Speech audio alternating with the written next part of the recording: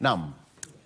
Ujambo mpenzi mtazamaji popote ulipo, karibu katika Good Morning Kenya. Jina langu ni Victor Olo. Ni saa moja juu ya alama.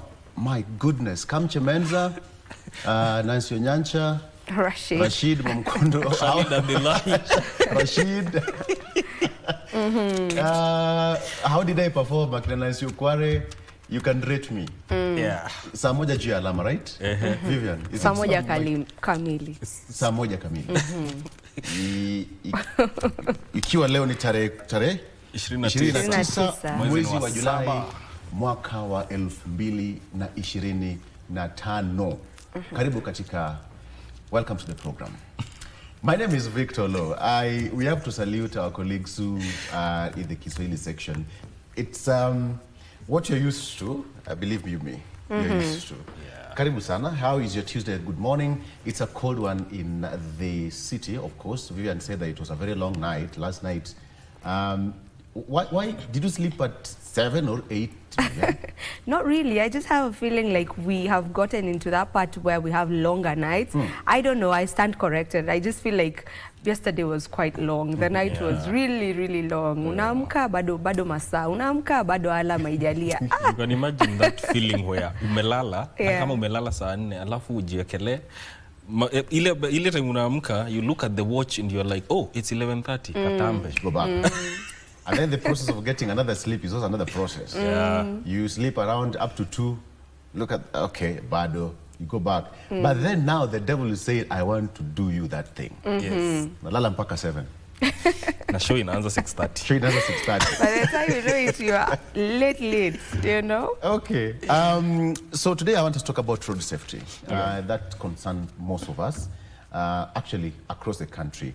And the National Transport and Safety Authority is running a campaign called Usalama Barabarani, which I really want to take a look at who are the partners and what are some of the key achievements so far and what it really aims to gain. Boda being the main body that is being targeted, and why is it so? According to NTSA and even some of the reports, says that most of the fatalities that are experienced on our roads are by the boda riders and their pillion passengers. But can that be reduced? I know it can be reduced. So let's talk about that.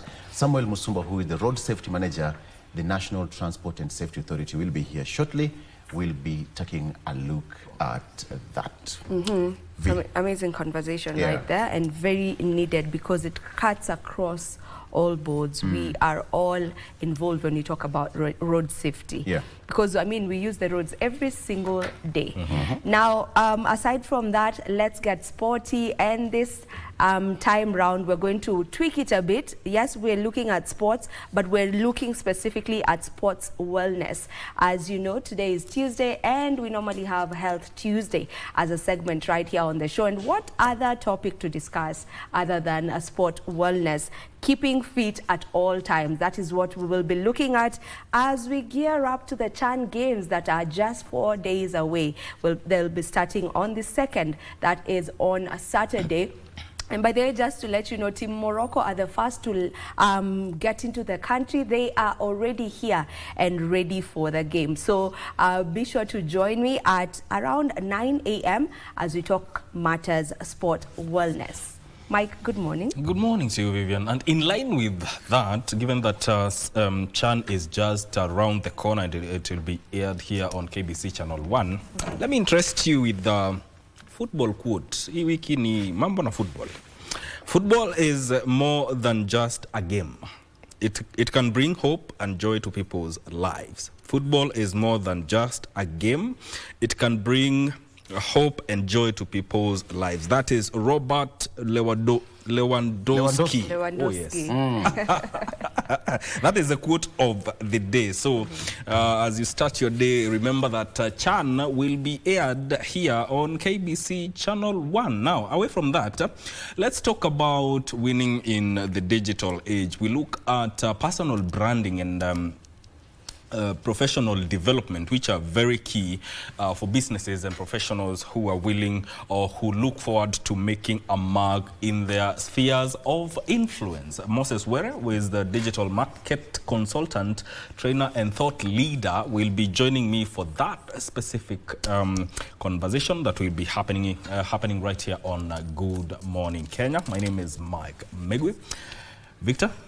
Yes, as we wait for our guests to arrive, how about we take a look at what we have on our local dailies? A very quick one. I have the copy of the Daily Nation. That is what is here. And on the front page of the Daily Nation, tax row exposes Kenyatta family expressway deal. That is what's on the splash of the Daily Nation.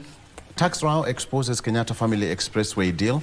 Says that a contract between Edgeworth Properties and Kale Infrastructure Construction Company, the Nairobi Express contractor, would not have raised any eyebrows were it not for a tax feud over millions of shillings. Now, the dispute has exposed another well-kept secret, the Kenyatta family link to the mega road project. That is what is here. And it seems that it's just a case of transparency where a conflict of interest bill passed by MPs is awaiting presidential assent. It has been President William Ruto talked about it, conflict of interest, and now we are here and waiting for that. IEBC begin reviewing a petition to kick out Passaris from House. 4 petitioners submit a petition to the Electoral Commission seeking the ouster of Nairobi woman representative Esther Passaris. The poll agency will now consider whether the recall petition meets the legal threshold before taking any action. Why head teachers want parents to pay more school fees? It is a debate that which is now raging on the fate of free education given reduced budgetary allocation by the government. Head teachers are now seeking clearance to charge parents extra fees to plug the shortfall. That is what I have here. And of course, still 10 hurdles Ruto opponents face ahead of the 2027 polls.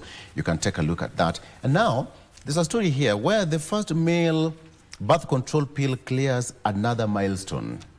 The campaign for a third category of contraceptives for men after condoms and vasectomies is gathering pace with the first hormone-free birth control pill passing a crucial safety trial. Take a look at that story.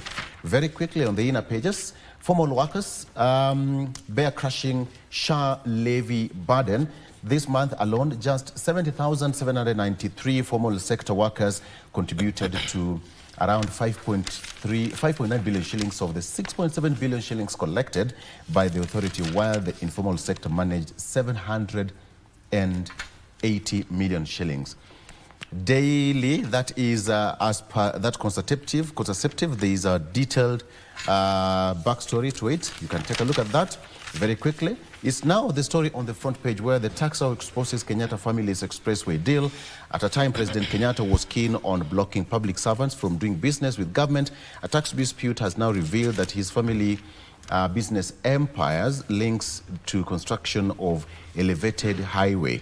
And it is said that family farm earned millions of shillings in dividends, and a tax appeal tribunal case indicates that in 2022 alone, Edgeworth Properties declared dividends payable to its sole shareholder, NK Investments, as 1 billion Kenyan shillings.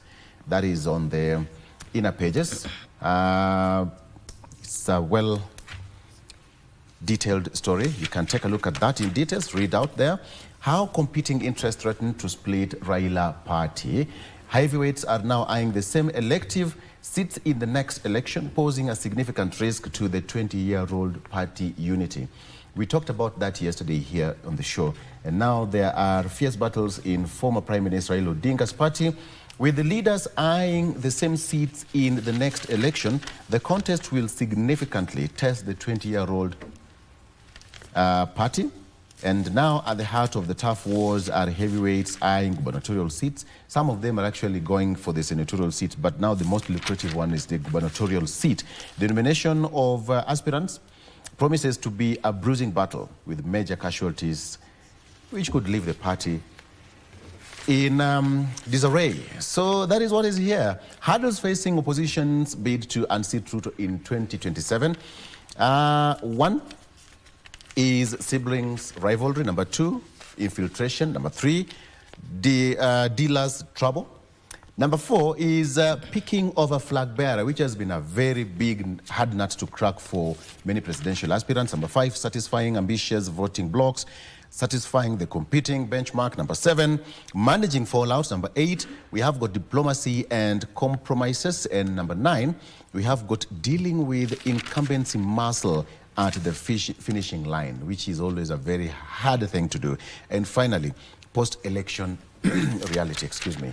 So that is just about it. Let me get you to the back page where there's a story.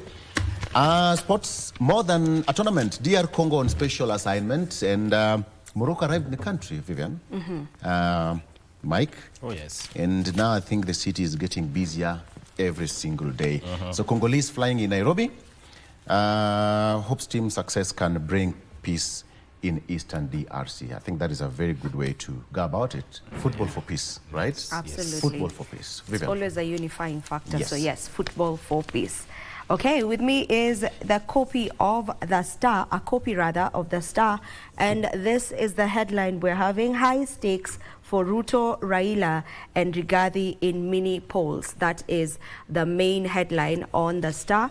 And this is a story on the 23 pending by-elections likely to define trajectory of the 2027 election. So these by-elections may be or will be taking place in different constituencies from Baringo, Ugunja, that is in Siaya, Kasipul in Homa Bay, Mbeere North, Magarini in Kilifi and Banisa.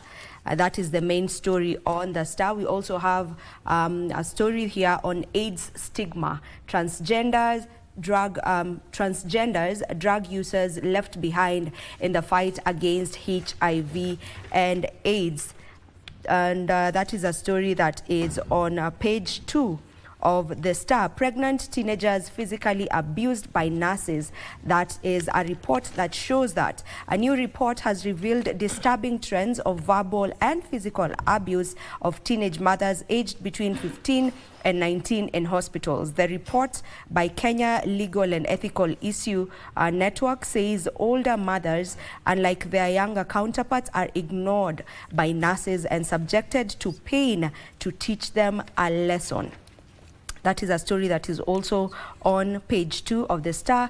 We have man to serve 30 years for murdering M-Pesa woman. That is a story that is on page 3 of The Star. And then the story that was on the main page has been fleshed out on page 4 and 5 of The Star, and there's a full story on what this 23 by-elections that may be taking place in the country have to do with the political atmosphere at the moment. Will that be a determining factor of how the elections will look like in the year 2027? You can get your copy and get to read on that. New political wave challenging Ruto and Raila's dominance, a fresh political wave that transcends ethnic and regional lines is rapidly gaining momentum, threatening long-held dominance of President William Ruto and ODM leader Raila Odinga. Spearheaded by bold, outspoken and assertive youthful leaders, this new brand of politics is shaking up the status quo with fearless conviction and people-centered messaging. Audit exposes daunting task facing Ruku at NYS. Now, the National Youth Service, once hailed as the country's flagship youth empowerment program, stands at a crossroads. Auditor General's report for the financial year ending June 30th, 2024, exposes a litany of issues, including financial mismanagement, governance failures, and operational inefficiencies that demand urgent intervention. That's a story that is on page 7 of The Star. Now, 1 million Kenyans, climate projects transforming lives. Kenya has marked a major milestone in the fight against climate change, with over 500 climate resilience sub-projects completed and an additional 558 currently underway, benefiting more than 1 million Kenyans. These achievements are part of the financing locally led climate action program, an ambitious community-driven climate initiative jointly supported by the government and international development partners. Data market shakes up as satellite internet takes off. Now, Kenya's internet market is on the verge of a seismic shift. After years of heavy reliance on fiber optics, mobile broadband, modern broadband towers and terrestrial infrastructure, a new player in town is poised to disrupt the game. That is the satellite internet. That is a story that is on page 8 of The Star. We have Korean partnership boosts poultry cucumber farming in Kiambu village. Now, farmers in Kahero village in Kiambu are benefiting from an agricultural partnership with the Korea program rather on international agriculture. The 2 million initiative in Karai Ward is empowering smallholder farmers through poultry and greenhouse cucumber farming. Another story that has been highlighted right here on The Star, we have economy grows 5.3% amid headwinds. The domestic demand remains a primary driver of growth. That is a report. But that is on China Watch, not the country. Okay, final story that I will look at right here on The Star. We have Kenya seeks to fix gaps in agriculture financing. The government is studying a draft policy framework to correct long-standing inefficiencies in Kenya's agricultural financing and subsidy programs. And maybe just to see what is on the back page of The Star, of course, that being sports.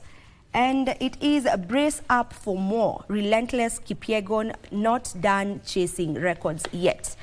Despite having already made history as the first woman to dip under 3 minutes 49 seconds in the 1,500 meters, and triple Olympic champion Faith Kipyegon is now setting her sight even higher, targeting an audacious sub 3 minutes 48 seconds as she continues to redefine the limits of middle distance running. That is some of the stories that have been highlighted on The Star. I don't know what is on the Standard, Mike. Indeed.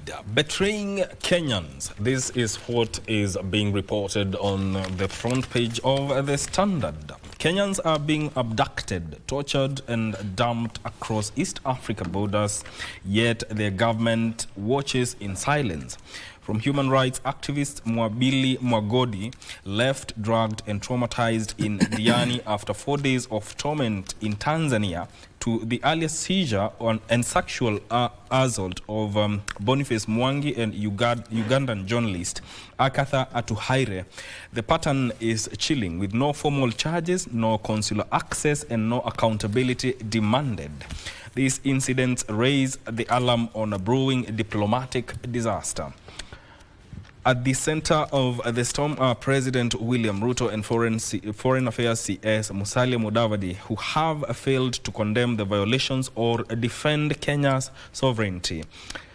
Critics now accuse the state of betrayal, worse, of complicity. That story is told on page 4 of the Standard newspaper.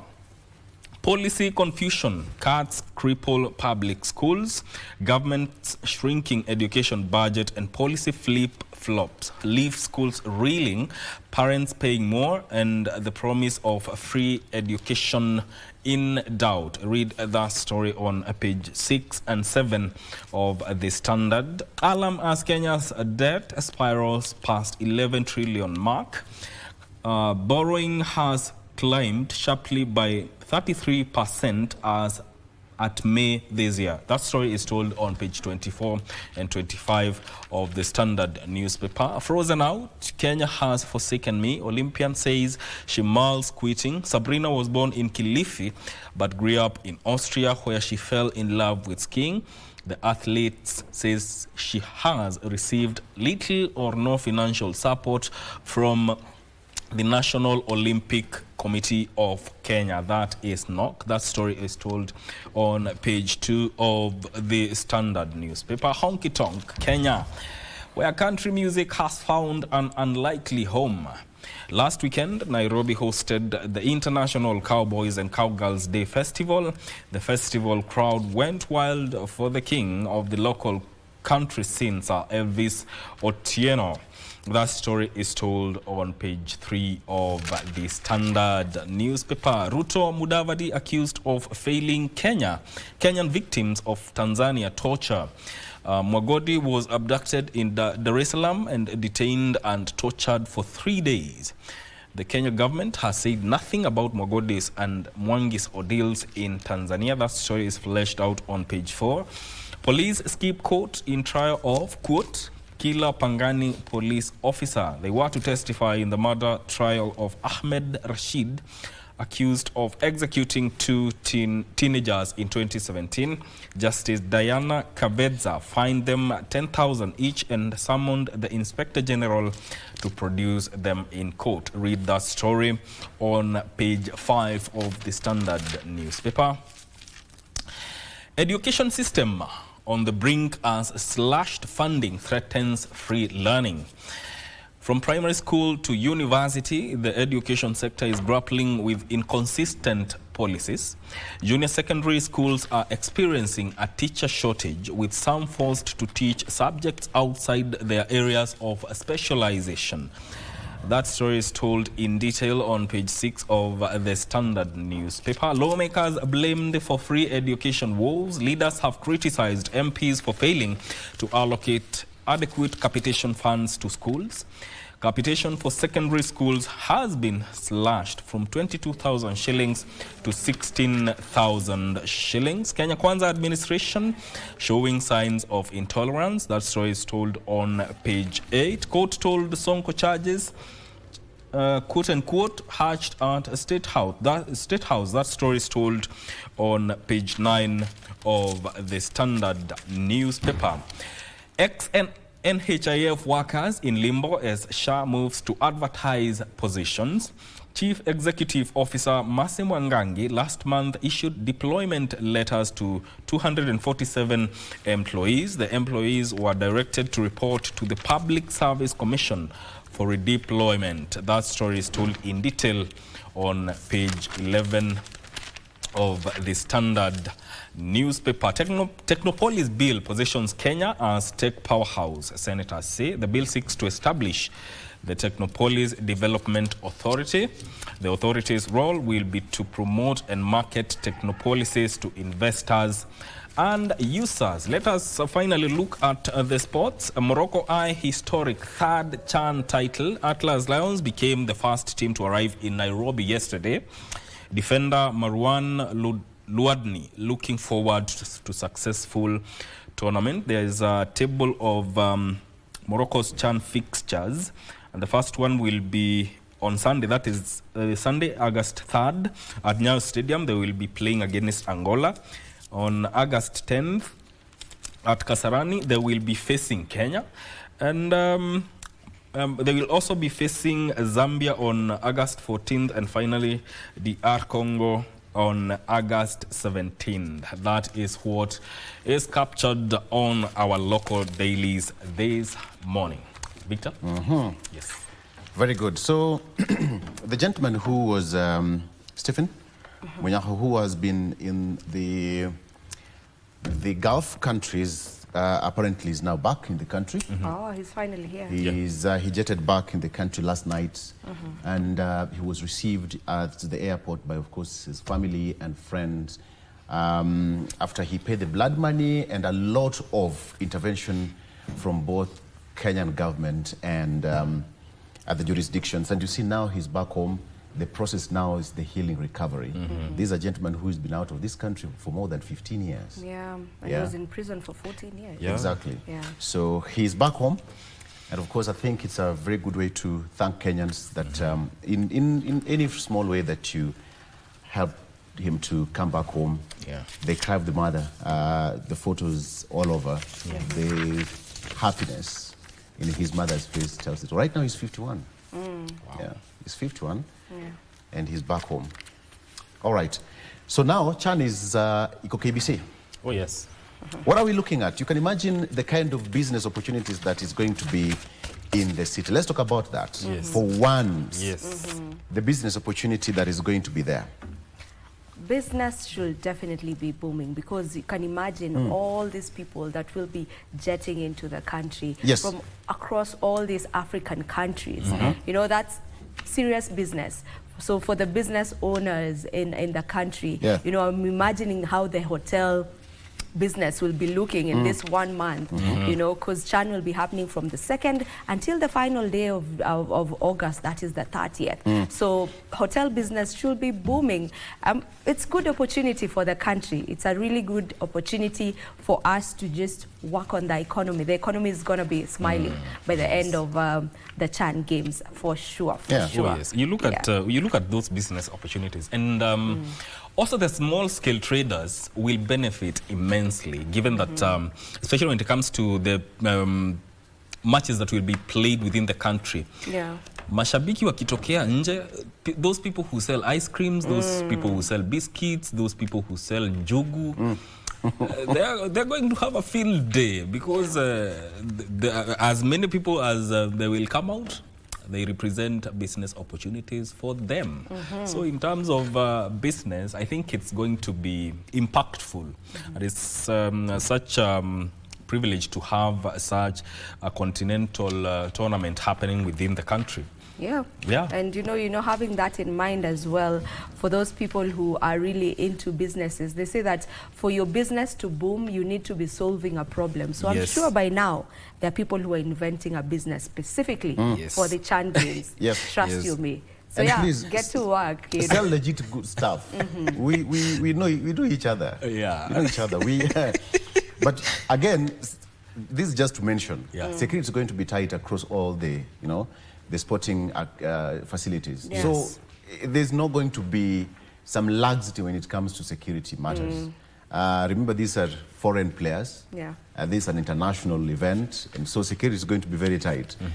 Come on, unaenda huko and you think you're just going to, have something to do, quote unquote, you will pay for it. You'll pay for it. But I think that we all need to go out there and Yes. watch our teams play and support Harambee Stars. Yeah. Yeah. Over- Harambee Stars' first Yeah. game is happening on Sunday. Yes. Yes. So I Yes. hope that I'll be seeing you guys And the in Kasarani. tickets are sold out. Tickets are Are sold. they really? And Yes. No, I think they're still available. They're still available. Are Yeah, you sure? They are. they They are are still available. Are you sure? Yes. They're still available. Yes, there was that information that had been put out that the tickets are sold out, but then that was corrected. They are not sold out. Probably I think that there was a reason as to why that went out. Yes. In business, there is a reason why that happened. To increase more. Yeah, your guess is as good as mine. To increase more, like, imeisha aje. Bado iko. Okay, fine, Then let's now go you for it. buy. That Good was a strategy, Yeah. and I That was love a it. good move. That was a good move. Yeah. Si tuchukue mapumziko kidogo, alafu tukirudi Mike Migwi ataendelea na Kipindi. Endelea. Tutakuwa tunaongea mambo kuhusu personal branding and What is personal branding in Kiswahili? Sasa, don't put me on the spot because I don't want to get into problems with my Kiswahili teacher, that is Mrs. Gidaiga, wherever she is. But we'll be talking about personal branding and professional development. All right. Stay with us.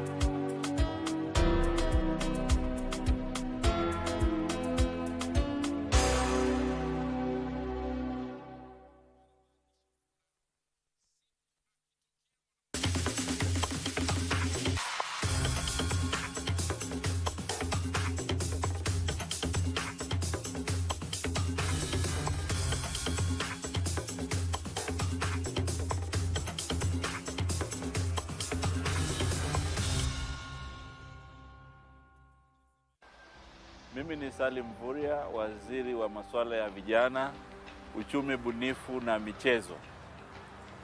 CHAN imewasili Kenya. Na waomba Wakenya wote tuweze kujitokeza kwa wingi, tuweze kushabikia timu yetu ya Harambee Stars. Tiketi tunaweza kulipa shilingi 200, 500 na 1000. Na CHAN iko KBC Channel 1 na KBC Radio Taifa. Tukutane Kasarani. Kenya ni nchi yetu, Harambee Stars ni timu yetu. Na sisi ni wazalendo wa Kenya.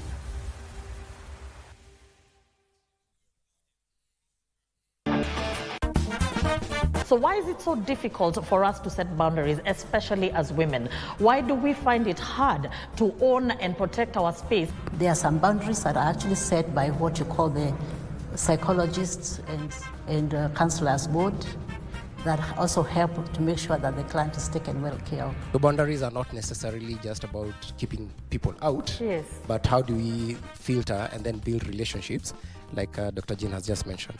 So it's so important that the woman stands up for herself rather than be made to submit and manipulated, which is occurring very often in the society. The challenge is that we live in a society where we've been told who we are for so long that we've forgotten who we are. Ingekuwa vizuri sana kama ungepigania Jane wako vile unapigania watoto wa Joyce. Usinitajie huyo pepo. Ishindwe hiyo pepo kabisa.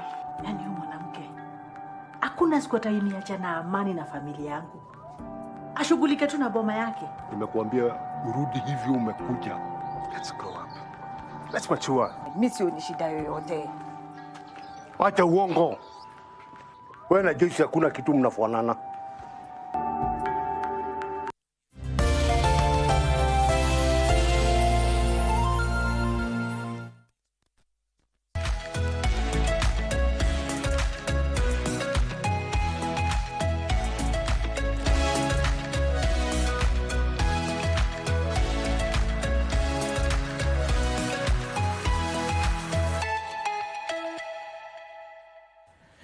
Yes, welcome back. We continue with Good Morning Kenya. Let's talk about matters to do with winning within the digital age, given that we are living in an age where upskilling especially has become very important, not only for professionals, and also branding has become crucial, not only for professionals, but also businesses. So how do you navigate about this, especially in this digital age? We are talking about personal branding and professional development. And Moses Were joins me here to talk about this. He's a digital market consultant, trainer, and a thought leader.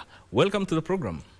Thank you so much, Mike, and it's a pleasure to be here to speak about this crucial area on personal and professional development in the digital age, because we can see conversations around technology, AI, and also now people want to get services from people whom they relate to, and therefore branding is necessary. Branding is necessary. Before we even continue, personal branding and professional development, define these two. Where is the nexus and where do they differ? That's a great question. When you talk about personal branding, this is where you go back to the attitude of you understanding yourself.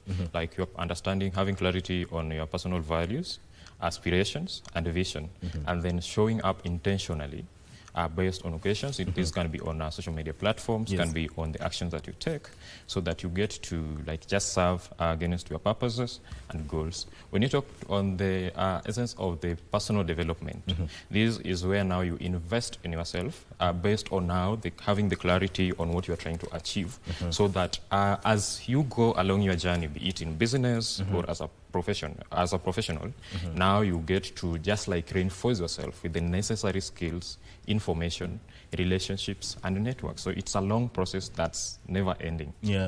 And so meaning that personal development has to be intentional. It also has to be intentional, and it has to be strategic. Yes. Strategic in what way? So this is where, assume you have been in an industry for 5 to 10 years, and then you are seeing like disruptions that now. So you need to understand like what kind of knowledge and content do I need to consume?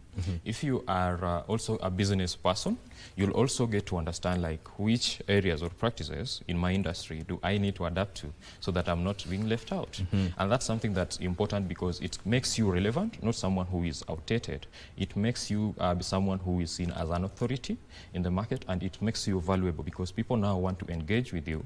They want to get information and insights on also how they can grow and nurture themselves through the skill sets, the knowledge that they have, and on the service delivery. And that's why when you come to the corporate setting, as a professional, once you are always investing yourself in terms of knowledge, and in the industry that you are in, that comes with some bonus in it, be it on promotions or you being able to revolve across different industries, but within the same field and area. You just became a great person. Okay. Yeah. Now, you know, having said that, it means that these two are crucial.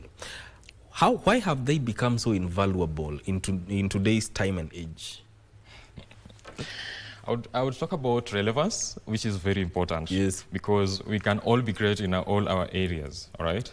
But today it demands more than just the skills and knowledge and information. It demands also agility.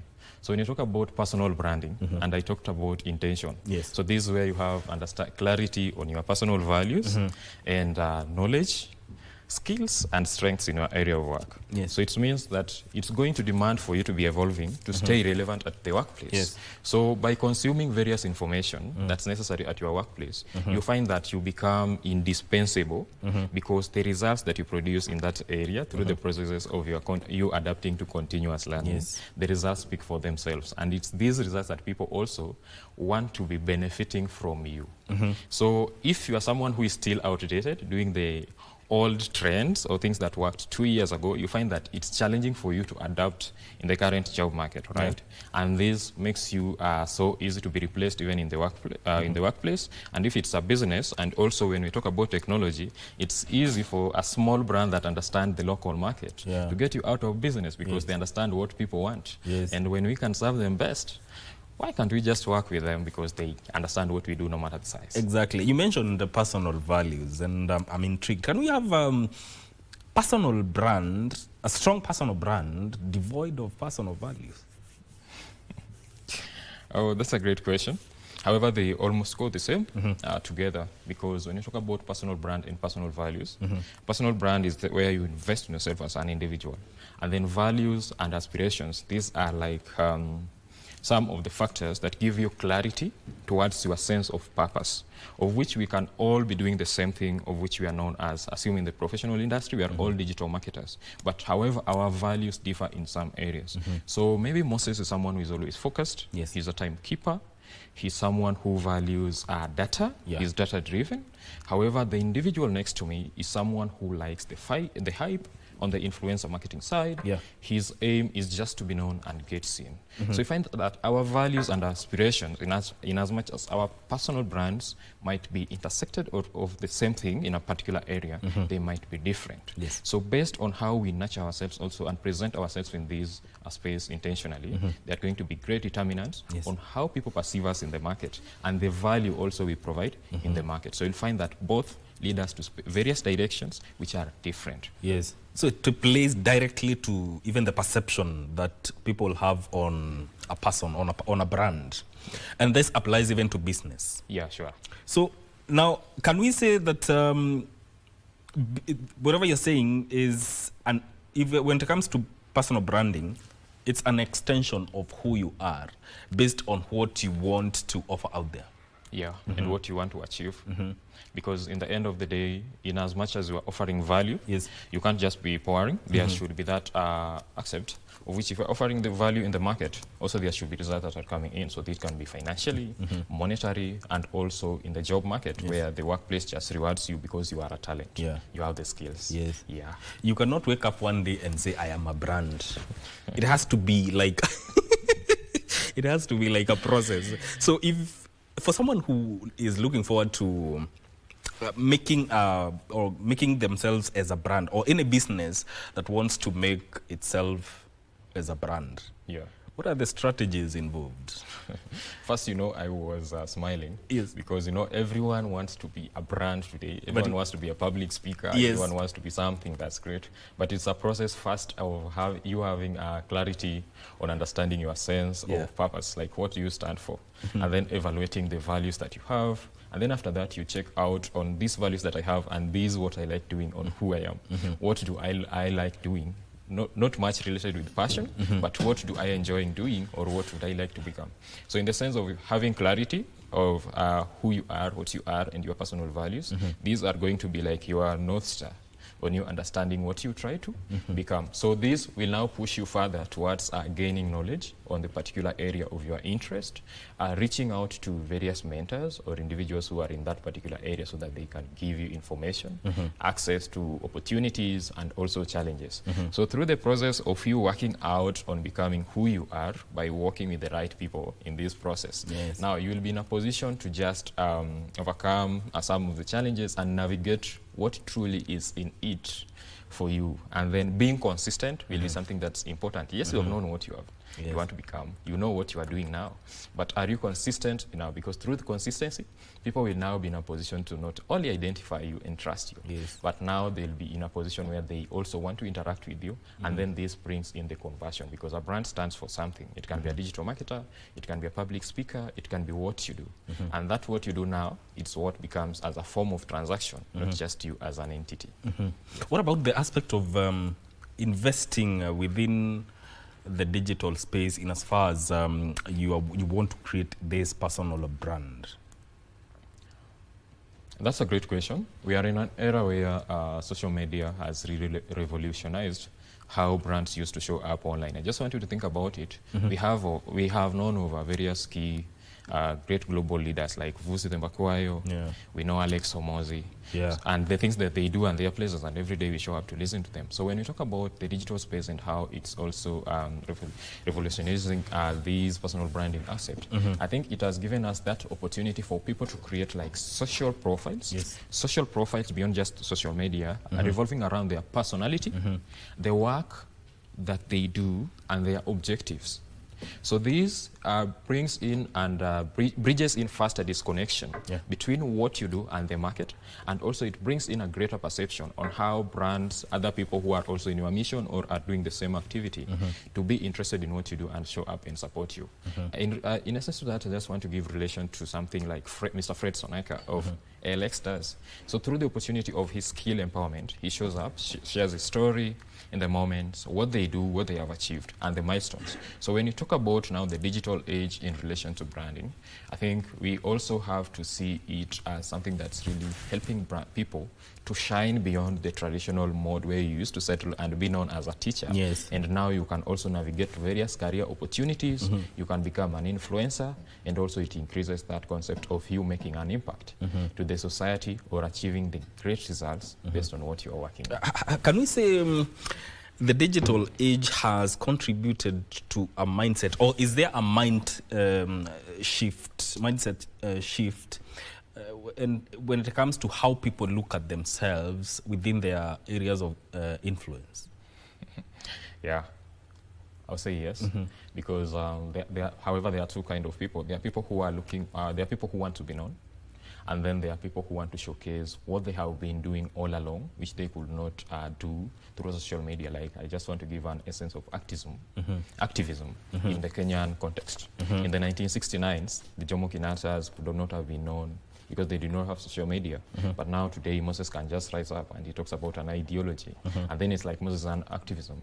So when you come to social media at the moment and the digital space, it has given us that opportunity to push our personal brands beyond our current locations and the aspirations, so that it can help us reach a wider audience and drive various ideologies. And that's what great brands and even organizations understand. And even if you look at the Western years, let me give an example of the US, where we could see people like Elon Musk leveraging X during the campaign. So it has given that us that opportunity to move beyond our local boundaries, communities, and then reach out to various niches that are interested in what we do and who can support us. Yes, there's something you have said, and I think it's very profound.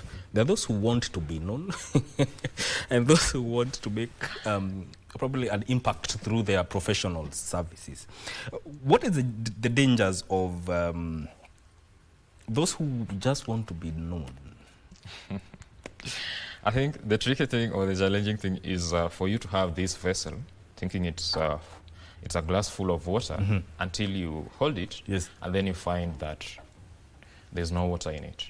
Because when you are serving kings, kings always have that capability to just like identify the kind of talents that they work with. So there's an aspect of credibility which is very important. And this is what even I urge people who are within my community, whereby you need to be speaking about something that you stand for, which you have done and you have experienced, instead of talking of something that you are trying to achieve in the next 5 years ago. Because when there are people who have worked particular parts on what we do at the moment. And then when they start to question what you are doing for you to guide them on how to, and then you can't showcase that, and you also lack results and the credibility that you deserve. I think it tarnishes your name and the brand so much. And then we have to think about authenticity and credibility, which is very great. Actually, authenticity and credibility, I think they are crucial when it comes to personal branding and professional development.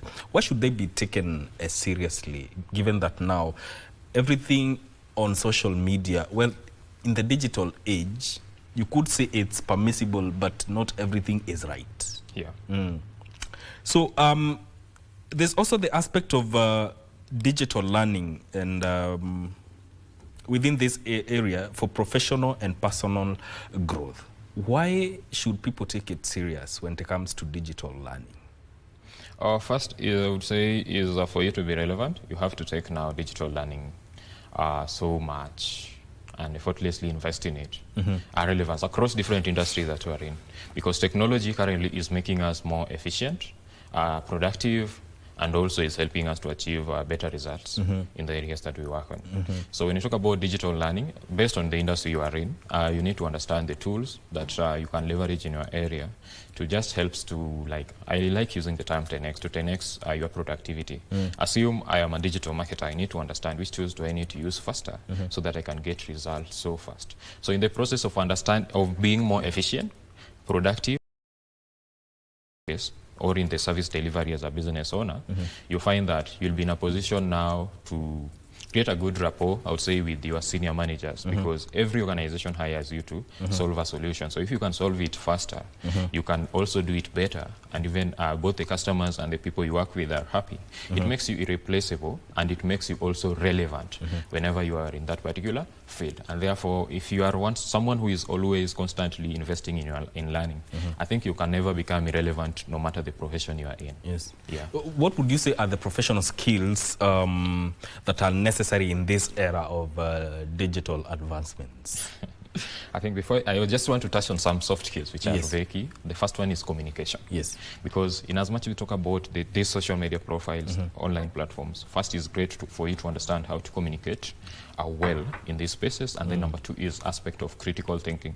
We are in an era where people perceive us differently, and also to some moments we want to share our opinions which might be different, and also we have AI technologies and emerging technologies. So critical thinking is where we need not to leave all our thinking capabilities and the innovative nature to the AI tools and digital systems. We have to be the problem solvers and have clarity on what we are trying to achieve.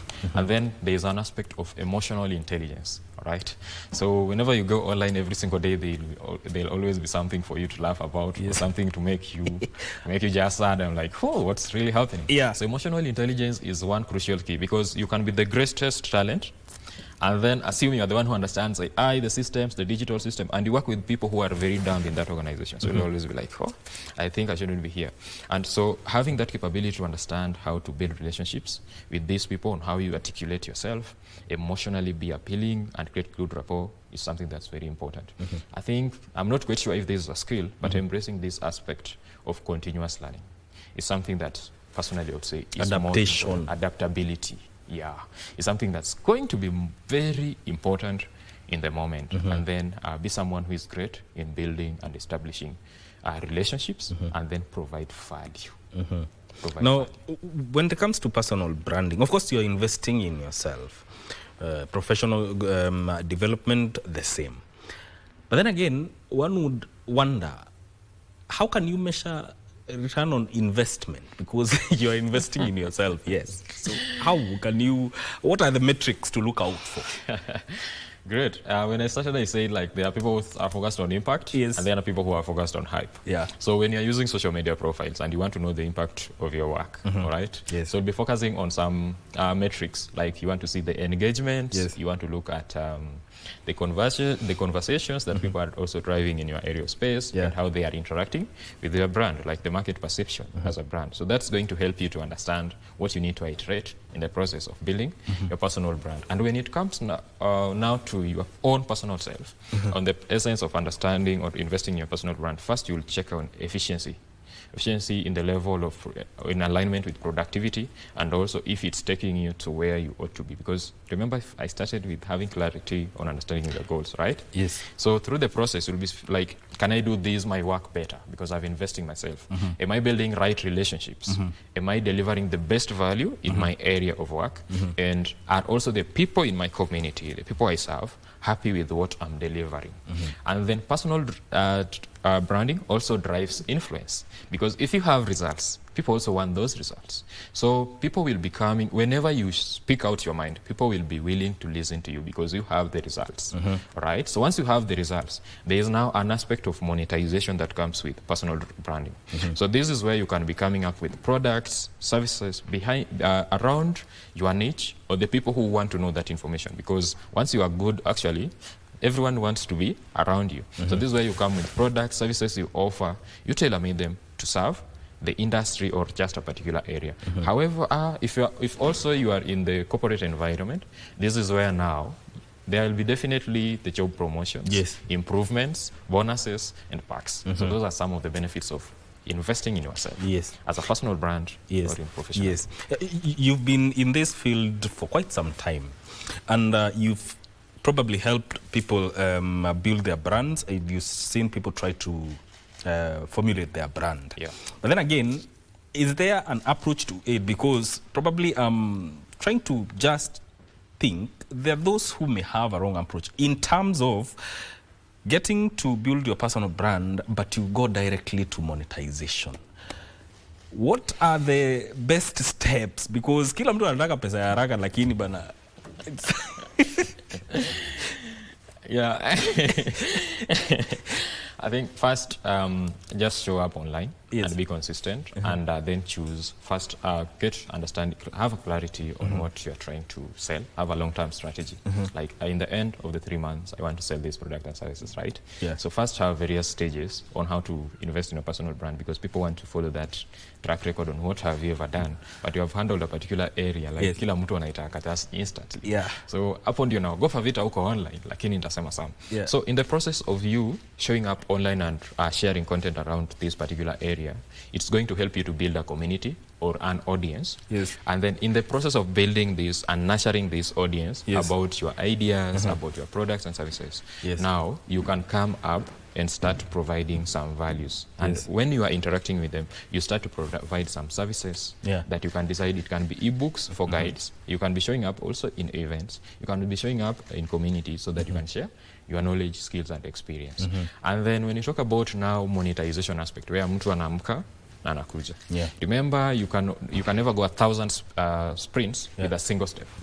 You need to go through the 1,000 steps for you to make the 1,000 sprints. So you need to just have patience while you are building your personal brand, and then it will give you the energy to sustain your development process, because fast success also can kill you in the essence of you trying to become yourself. So I think it's just having a clarity on what you're trying to achieve, build an audience on that particular area. Once you have built an audience or a community, then share content that adds value to them. And then now they'll be openly in a position to be interested in what you're providing. Then from there you can start to monetize, where you are providing them value. It can be in terms of consulting, it can be in terms of ebooks, it can be in terms of masterclasses, but don't force yourself to be the one like, I know it all, or I am the best solution for this. No, you know yourself and what you think is relevant to the market and what they are interested in. But coming fast, I think it can kill you so fast. So in the colloquial phrase, trust the process. Trust the process. Oh, nice. Now, let's say we've reached there. We have a brand. So we have developed professionally. And we are in the digital age, yes. How do we strike a work-life balance now? Personally, I do not have a work-life balance. Because in the learning phase, especially I want to give it to this context of someone who works 9 to 5. Yes. Right? When you talk about the 9 to 5 is going to be dedicated to your employer. Yes. The moments of continuous learning are the moments where you are going to create now the free time. It's upon you to create the free time where you seek knowledge, you build the relationships, and also you get to sit down sometimes just to meditate and understand what really do you need to do at every stage of the process. Yes. So once you have that clarity and you have decided, like, I'm not at the right job, I need to be jumping in the next job in the next 2 years, you are going to create time for you to go back to school. You are going to create, look for money to invest in a skill. You are going to create time for you to meditate, because it has to be spiritual in the essence. And you are also going to create time for you to build and establish relationships with people who want to help you in this process of you learning. Or if you do not have relationships, now you'll have to create time for you to show up on social media sites, on job platforms, or on business platforms that you can establish your brand on. The reason I'm trying to give it this kind of approach, because time is always limited, and we'll always say that we do not have time or we do not have resources. But in the essence, for you to build a reputable personal brand, you will have to invest your energy, that's in terms of time, and time and attention. You'll also have to invest resources for you to get value out of it. So for me, I would talk about work-life balance at the moment. Yes. What do you think should be, or are the principles that should guide professional development in this time and age? On the principles of professional development, personally, I'll just echo on, I think, relevance, because there is so much information online, and there is so much essence of us trying to grasp everything that comes in front of our way, and even be it in what we see in the industry or what the job expects of us. So relevance is in the essence where I get to understand first my own self, like what do I really need to learn or master speaking about in this particular area, so that I can be perceived as person A, B, and C as I give results X, Y, and Z. So in the process, I'll get to know the right skills, knowledge, and information I need to consume. So personally, with that kind of foundation, even if I'm starting to build my personal brand from a scratch today, I think it will give me that great foundation where now I'll find people either in employment or in the industry who are willing to invest in me. So I would say the first principle for me is relevance. Yes. Looking at businesses and branding for businesses, what do you think are the mistakes that they make when they are trying to make a niche for themselves? First, I would say lack of strategy and a long-term approach in building and investing in their brands. That's something that is really challenging in the moment when we look in the local context, and be it in business and personal brands. So this is where if you want to build a great reputable brand, have a clarity on what you are trying to achieve, because this is going to guide you on the areas you need to invest in terms of relationships, in terms of knowledge, and also on the service delivery. We were talking about monetization. So having clarity on understanding what you have is going to guide you on who you need to serve, the niche. And in the process, you are going to get to come up with strategies on how you are going to serve this niche. So when you talk about some of the mistakes people make locally, I would say first, trying to being a jack of all trades, where I'm in an industry, now I want to become an influencer, I want to become a digital marketer, I want to become a public speaker. So you lose yourself in the process. So be relevant and then come from a sense of purpose with clarity. It will guide you in the process, and it will help you to build a strategy that will take you to the places that you want to go in the process. Just build it slowly. For person or business that is looking at branding, how should they approach matters to do with artificial intelligence? Oh, that's great. So when you talk about artificial intelligence in branding, be it professional or in business, I think it's just an accelerator in our areas of work. So this is where we have talked about social media, we have talked about content creation, because people want to know you, and the best way they'll know you is through content. So artificial intelligence helps us to achieve some objectives like content creation, be it graphic design, be it the text like ChatGPT, be it the videos that we want to create for our brands. It helps us to come up with this great content and even build websites that we can put out there for people to get to know and understand who we are. So we can leverage artificial intelligence in the moment, not just the ChatGPT that people know about, but various tools in it to just help us to create content, share information, ideate and research and understand ourselves better in the process, and be innovative and be creative and innovative in the process of serving our audiences. So I would say it's an enabler and it's an accelerator in the process of you serving your niche and audiences. Which now points out to the need for businesses to embark on capacity building when it comes to matters to do with artificial intelligence. Yeah. Yeah, and also embracing digital transformation. Yeah, which actually is happening very fast, going by what is happening. However, only around 30% of the organizations are now trying to onboard the current tech tools. That is within the country? Within the country. Yeah, there's some, we are still used to the old ways of doing businesses. Yes. And then some of us have young ages like me, and we're trying to consult with someone who is 60 years. Yes. So it'll be like, this is not the right thing for us. Yeah. So it's something that really we need to talk about on digital transformation also. Yes. Yeah.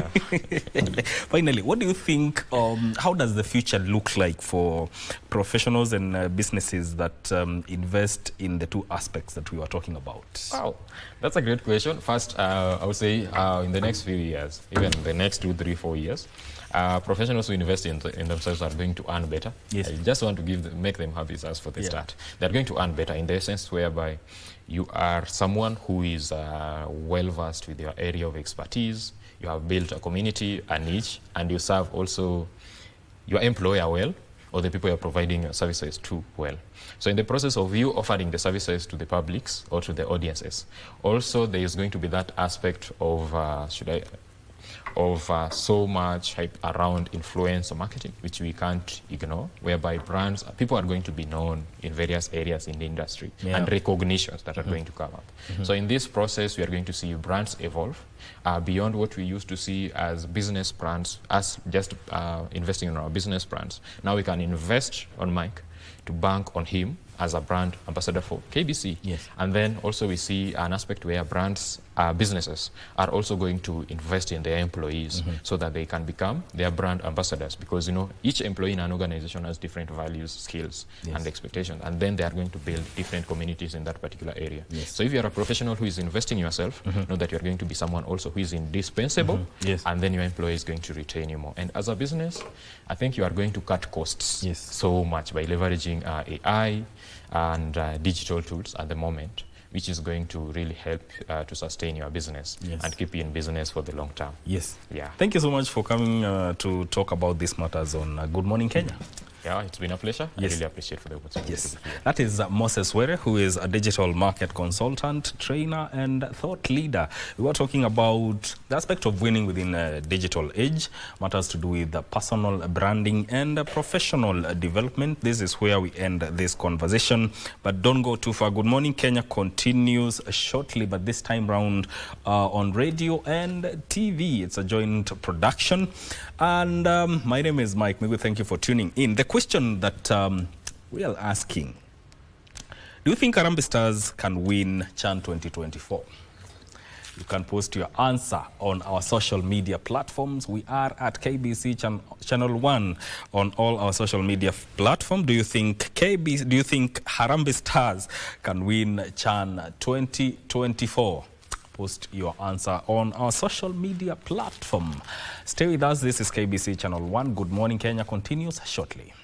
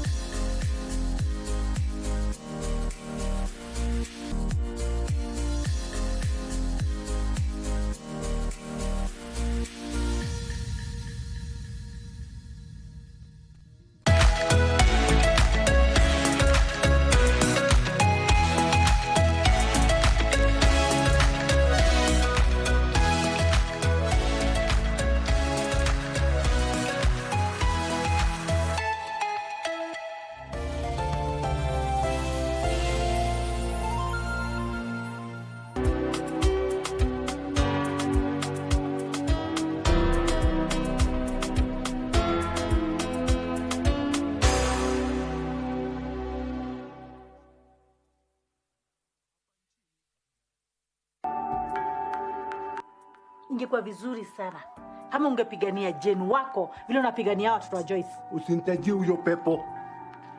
Ishinde hiyo pepo kabisa. Yaani huyu mwanamke hakuna siku ataniacha na amani na familia yangu. Ashughulike tu na boma yake. Nimekuambia urudi hivyo umekuja. Let's go up. Let's mature. Mimi sioni shida yoyote. Acha uongo. Wewe na Joyce hakuna kitu mnafanana. My name is Salim Mvuria, the Cabinet Secretary, Youth Affairs, Creative Economy and Sports. And I want to tell all Kenyans, Chan is here with us. I want to invite you to Kasarani so you can rally our Harambee Stars team. The tickets are affordable, 200, 500, 1,000. Harambee Stars is playing, Kenya is playing. Let's meet at Kasarani. Tuko pamoja.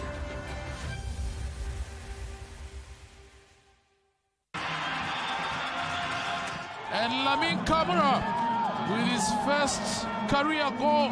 Ni muda wa kuhesabu kwa ajili ya kusherekea fasili na asili ya soka barani Afrika, ligi za ndani na magwiji wasiotambulika. Mangeni Alvin anaichanja ndani uzuri, David!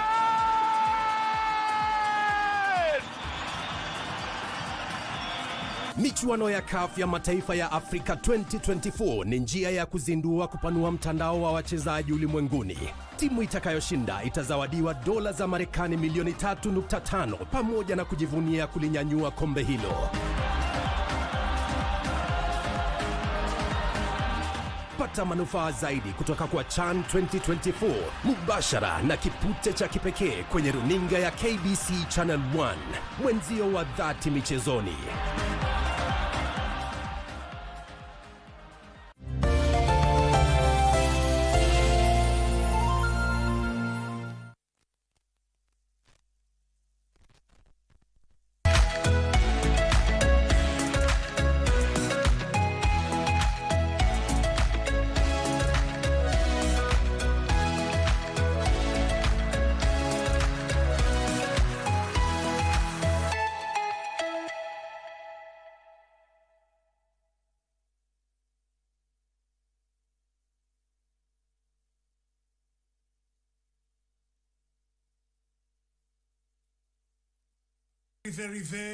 Very warm welcome from the Green Studio here at Broadcasting House. This is such a monumental morning. We are T-minus 4 days. 4 days, Chan is about to kick off. Football season is back. I am excited and we have quite a big conversation. How big is this conversation? I am joined by two legends on the pitch and one other extra legend when it comes to talking about matters on the pitch, because we can't have this conversation just with me. I am joined by none other. You heard him on the sports news 30 minutes ago. Here he is once again, Isaac Lemoka. Mambo vipi? Asante sana. Karibu sana mtazamaji. Ujambo popote ulipo. Karibu, ni siku nyingine tena tunakutana katika show bab kubwa, na leo hii kama Nick alivyokueleza ni kwa ushirikiano wa shirika la utangazaji nchini KBC Channel 1 TV, KBC English Service na hali kadhalika KBC Radio Taifa, na bila shaka leo tuna moja kati ya wadau, moja kati ya mibabe, moja kati ya miamba, moja kati yani siwezi zungumza, lakini na Otero anaitwa Musa Otieno, captain wa Kenya. Alianza kucheza akiwa 19 years old. Imagine 19 years old. 19. Hata 19 ni late. No, you nasema national team. Ukishasema. Hapana. Oe, nilikuwa 17. Okay. Correction. All right. 17 national team captain. Alafu nina moja kati ya makocha wazuri sana, Ann Aloch. Karibu sana Ann. Asante sana. Karibu sana Otero. Asante. Otero, ulitoka wapi bana? Ati nilitoka wapi? Ama ni Otero. Otero unajua ukisikia jina Otero kwa mtaa. Ni Otero. It means something. Unajua it means somebody was the dangerous one on the pitch. But not as such. On that, It was in the pitch and off the pitch. Yeah. Oh, I'm telling you. On and off the pitch. Yes. Well, we love that. You're fondly called Coach Auntie. Yes. By the girls in Maisa. How's that going? Are you still with Maisa? I'm still with Maisa. Right now, I'm the head coach of Mathare United Women's Team. Fantastic. Yeah. Fantastic stuff. We are here to talk about Chan. We're very excited. Before Isaac confuses me with his Kiswahili words, allow me to throw in some English words. What does this mean to have Chan being Kenya's been one of the hosts for such a monumental thing? I will start with you, Otero, because you're closer to me. Tell me, what does this mean for Kenya's football future? I think first of all is to thank the Almighty, because it has been a big day, and for Chan it is like the World Cup of the locals, and I believe like a local player, I think this is one of the tournaments which you need to play, and to the government first of all, and to the nation, I think on the comes to the economy side, I think it is a plus to us. Oh yeah, because I think goes back to the players. This is the time now they need to show up. This is the time now they need to sell themselves, because you can see that it is a market, it's a big business into football. It's just for them to take that opportunity. And for us as locals, I think we need to embrace, and first is just to thank the government from whatever they have done to bring it back to Kenya. And I think as Kenyans, it is a joy in football. And it's not just for the football, also for the country, because a little bit of tourism as well. Coach Auntie, maybe perhaps to you, what do you see as one of the biggest benefits of hosting Chan, being one of the hosts of Chan, and what it'll do for football and for Kenya in general? And for me, I think it's the best opportunity for us as a country economically. Oh yeah. One, you see most of the guys, the stewards will get. And I think even themselves, the players are the one who are going to play the Chan tournament.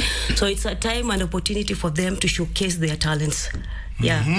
In career-wise, because most of the time you find when the national team is being called, we have players from abroad who are coming. But this time, the local players, they're going to showcase their talent. They're going to market themselves. And for our country as a federation, I think it's a good opportunity for us in football, because for the first time, Chan being hosted in Kenya. For me, I think it's a platform where we can showcase. We see that there is opportunity for Kenya also. To host this cup. It's one thing that it has taken a long time for Kenya to be recognized as a powerhouse in football. So it's an opportunity for us to showcase our talent and to see what we can do, not only in the pitch, but also how can we organize ourselves, yes, as a country. Na nikikuuliza Musa Otieno, 1996, kipi ambacho kinakujia kwa mawazo yako? 1996 nafikiria, ukiangalia tulikuwa tumepata fursa ya kuhost AFCON. Hatukujipanga, ndio South Africa kwa ichukua. Nafikiria ukiangalia South Africa hata walipoichukua, walienda wakaichukua kikombe. Nafikiria ndio nikasema kwanza nashukuru sana the government, because unajua kama kuna serikali pia kuna kitu tunaweza fanya, but ni muhimu. Najua vile pia kocha amesema hapa kwa kimombo, unapata upande wa economy, because pia tunaangalia mpira ina bigger picture.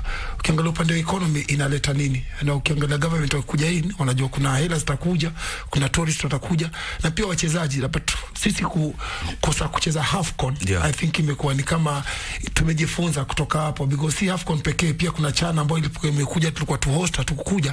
Inamaanisha togetherness as a family, tuko pamoja. We need the government, the federation is there, the stakeholders are there.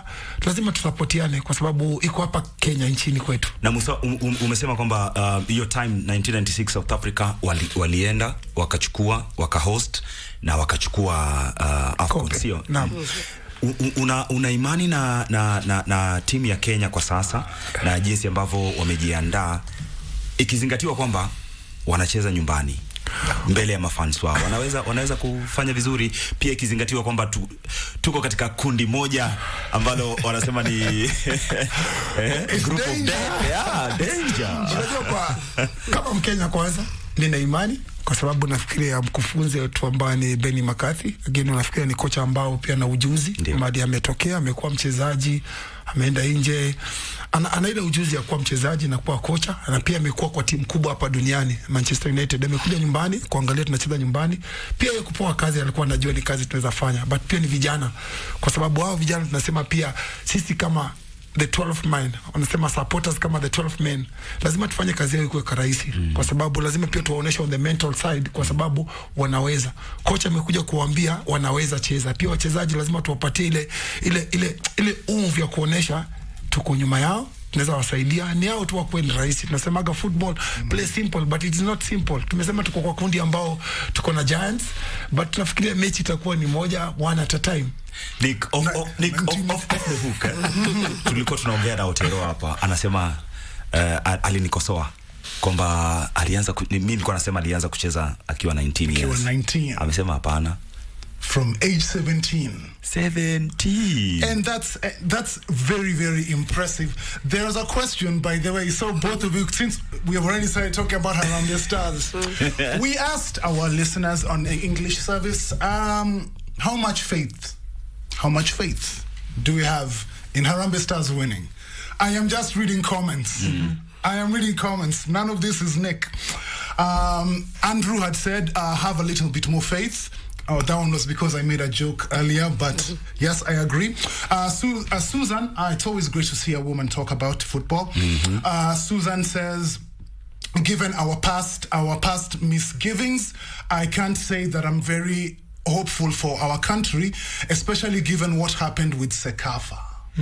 So, can we jump into that question very quickly? Tuonge kuhusu Sekafa. That pulling out last minute. Okay, I can understand two things, because Benny McCarthy said injuries, potential of injuries was one of the reasons. Yeah, hotels. Okay, those I understand. But pitch, I was like, but you could have seen. Did they like see the pitch on a video a few days before? Why go all the way there only to suddenly withdraw? Nick, I think maybe I'll jump in before Auntie comes in. In a sense that both of us are coaches, and both of us, I think one thing which I'll try to say and say that is me. Okay. And somebody who has played for the national team more than 100 games. Yeah. In a sense that, first of all, like I say, kudos to the coach. I think this is one of the coach who has come out and said that I'll fight for the players. You know, for me, that one I'll take my hat off to Benny. There's other sense, in a sense of now talking about the planning. It was just a poor planning, because they knew that is what is going to happen. But again, Benny has assembled a very new team. In a sense of now there is negativity and there is positivity. On the other side, we are going to the Cup of Nations, to the CHAN, which other teams, they don't know us, which is a plus to him. You know, in a sense that they don't have a data for the national team. Yeah. We have the data for the other teams. On a side of now, we're talking about the coaching side. Less injuries, which is a plus to him. The only challenge in a sense of now, how is he going to use his tactics? You know, we are going to a match. He has not played that competitive friendly matches for him to gauge himself with the other opposition. So there is pros and cons. But to the other side, is he going to use whatever he has got now, training, knowing his players, you know, less injuries. It can work with formation. Yeah. But now we as media, we as fans, we are like, we don't know the team which is playing. That is a negative side. But he's the boss.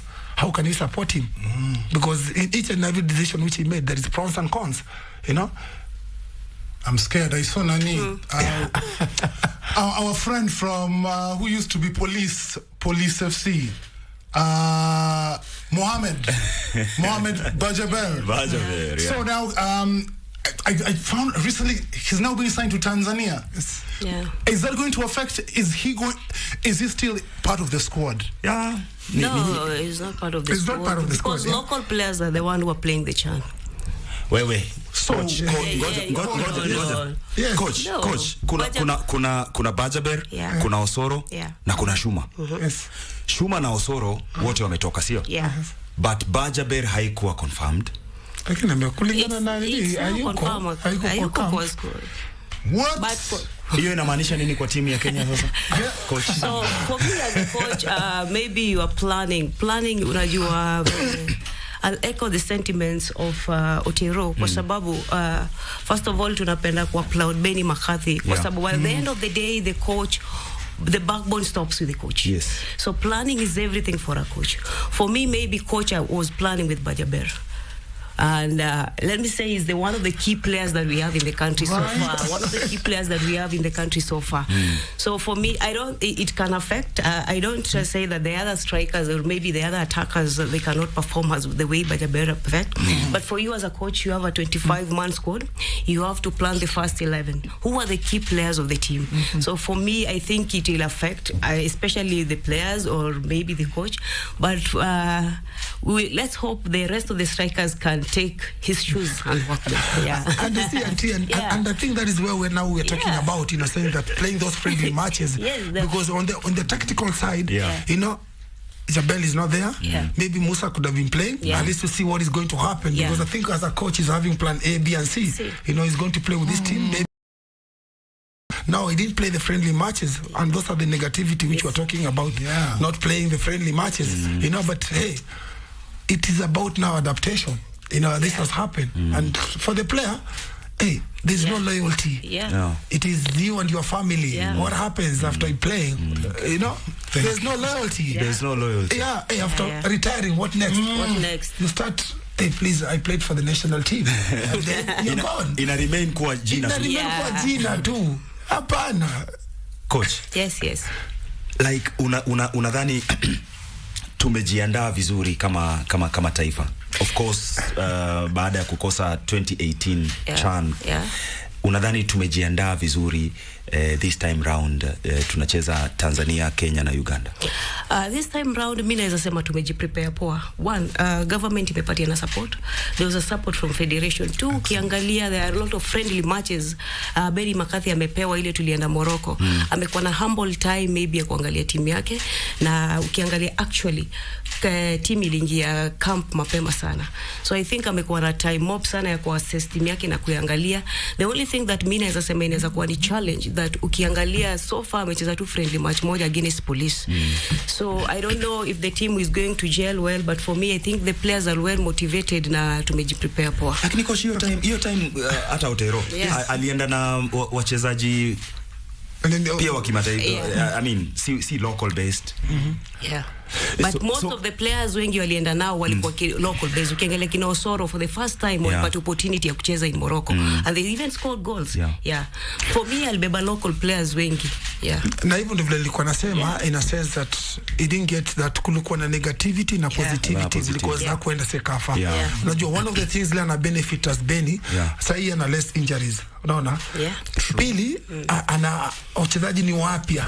Unaona, anaweza wajel. Najua anacheza some local friendlies, but ukiangalia local friendlies si kama zile tunaenda kuplay na DRC Congo. Are they having the physicality of DRC Congo? Are they like the Police? Are they like Angola? Are they like unajua Senegal? Unaona? Ana ile ample time ya kusema okay, sasa inategeza team. Because ukipata coach, ukipata vijana wamekuwa tu ensemble, utataka more time of training. And I think hiyo ameipata. But nasema on the negativity side, unajua sasa ile pound to pound, sasa mchezaji amepata opportunity ya yuko, sikumgauge. Unaona? Sikumgauge na tactical zangu. Na mimi akitoka maybe tuko 1-0 down, naweza leta nani. Unajua ni a bit of a challenge because at the moment anacheza na locals. Ile pia kwa ile level ya pale juu pia watu wanasaka. But tumpatie ni opportunity. Hiyo ndio kitu uko nayo. Unajua kuna decisions zingine una make ni za kusaidia in future. Because vile tunarun vitu lazima tuzichange. That speech has reminded me of Ila's speech here. We need to give Amorim time for Manchester United. Here is the thing, Musa. Okay, they haven't got the chance to play a lot of friendlies. Here we are, big tournament, CHAN, DRC, former champions. How much time should we kama mashabiki? Mashabiki is fans. It's checking. Take that. As the fans, how much time should we give Benny McCarthy in this tournament? Because if the first result is not good, what would I say? Okay, you know, that's DRC, they're former champions. People will look for all manner of excuses. Yeah. That's fine. But then from the next match, they need, because these players need to get comfortable around each other, with each other, and then now around these different teams. And this is a tournament in 3 weeks? When do we start airing our frustration? You know, why are we supposed to be frustrated? You know, because of the results. No, but you see now, you know, in football, there is winning, there is drawing, and there is losing. And I think this is the time now we need to understand that.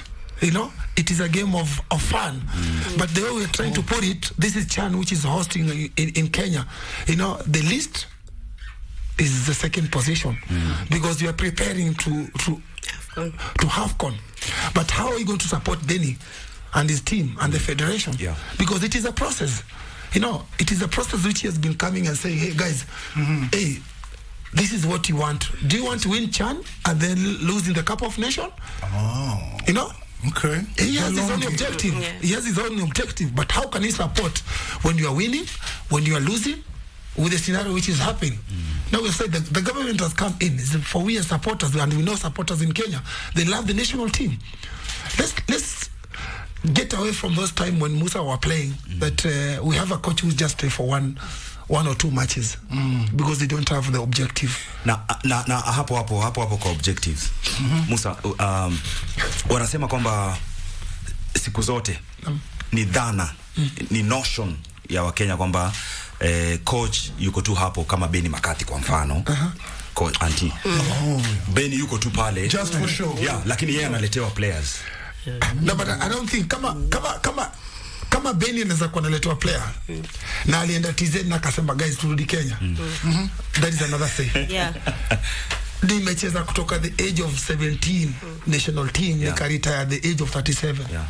Ben is one of the coach who anasema I had the balls to say that, hey, mzee timu yangu irudi. Hao wengine wangesema jamaa tueleweni tu, tunajua tu unajua aje tuangane tu we are here tu. That is kweli, unajua unaweza lose job. But yeye na fight your players. He has been a player where he's coming from. Unajua in South Africa ametoka hapa, amecheza Celtics, amecheza amekuwa kwa shoes ya player. You understand, football is just not on the pitch. Ama ni Argentina. Football is outside the pitch. Who player kiko okay, he'll perform. Because he knows that the coach is fighting for him. No. Hena sema hii fight me nda fight nayo. Results I'll take it. But my players will not stay there. No. Labda fear ingine maybe one of the things that Benny is very bold. You see most of the time allow me to say this, that Benny ukiangalia saa hiyo Tiro, he's contracted. Yes. So sometimes most of the coaches fear to talk because kwa sababu una contract. Yes. Ukisema hivi umeandikwa na simu. You've been contracted through phone. Right. So if you talk you'll be home the next time. So that's why Benny bold. He has support from the ministry, support from everybody is behind him. So the question about how much time should we give Benny, I think this is the first task that amepatiwa. So maybe tukuewa humble kama mafans tuone what he can give us as Kenyans. Maybe to jump on what you say, Coach, we should give him time to build. It's more important to build a solid squad. With his own philosophy. With his own philosophy, exactly. As opposed to Chan is already here 3 days. But I mean, 38.4 million shillings is that enough motivation? No, but when you look at it as Kenyan shillings, it's a lot. But maybe you look at we divide it into euro. How much was Benny earning when he was a player? You see, so you know he has got that education. And hey, for him, it comes on the paper and say that, hey, my friend, hey, this is what I'm worth. Not come and nick. Utafanya what? You will just understand. There's no understanding because coaching is a very short career. This is what is bringing on as a package. You know, when you convert it into Kenya shilling, is more. But maybe where he was playing is. Najua utapatia tuchoni yako, you understand? Nick amezungumzia ku build first 11. Mimi nakumbuka enzi zenu Musa. kulikuwa na wimbo ulikuwa unaenda Musa Otieno, Harambee Stars kiboko yao, Vincent Kwarula. Alienda wapi by the way kwa rock on the state iko states. Na ndio unakumbuka bana nilikuwa nimesema kukosa kucheza hizi Sekafa. Ndio. You guys are on the media, we as fans hatujui timu iko aje. No. But hiyo time yenu yes, because tulikuwa tunacheza ulikuwa unaweza panga kikosi, because sasa unaweza panga first 11. Because hakuna game yote tushaona. Unaona, those are the pros tuko nazo. Hatujui tutasupport nani, atacombine na nani. Unaona? But at that time we played matches na tulikuwa tunajua Musa iko center back. Number keeper ni Onyiso, because we played matches, you saw us. But now ndio nasema tuko on the other side of the media, tuko dark. Tutakuwa game ya kwanza ndio tutakuwa ala so because of not playing. Ndio. Andy, coach, Chani nakuja Kenya. We ni coach wa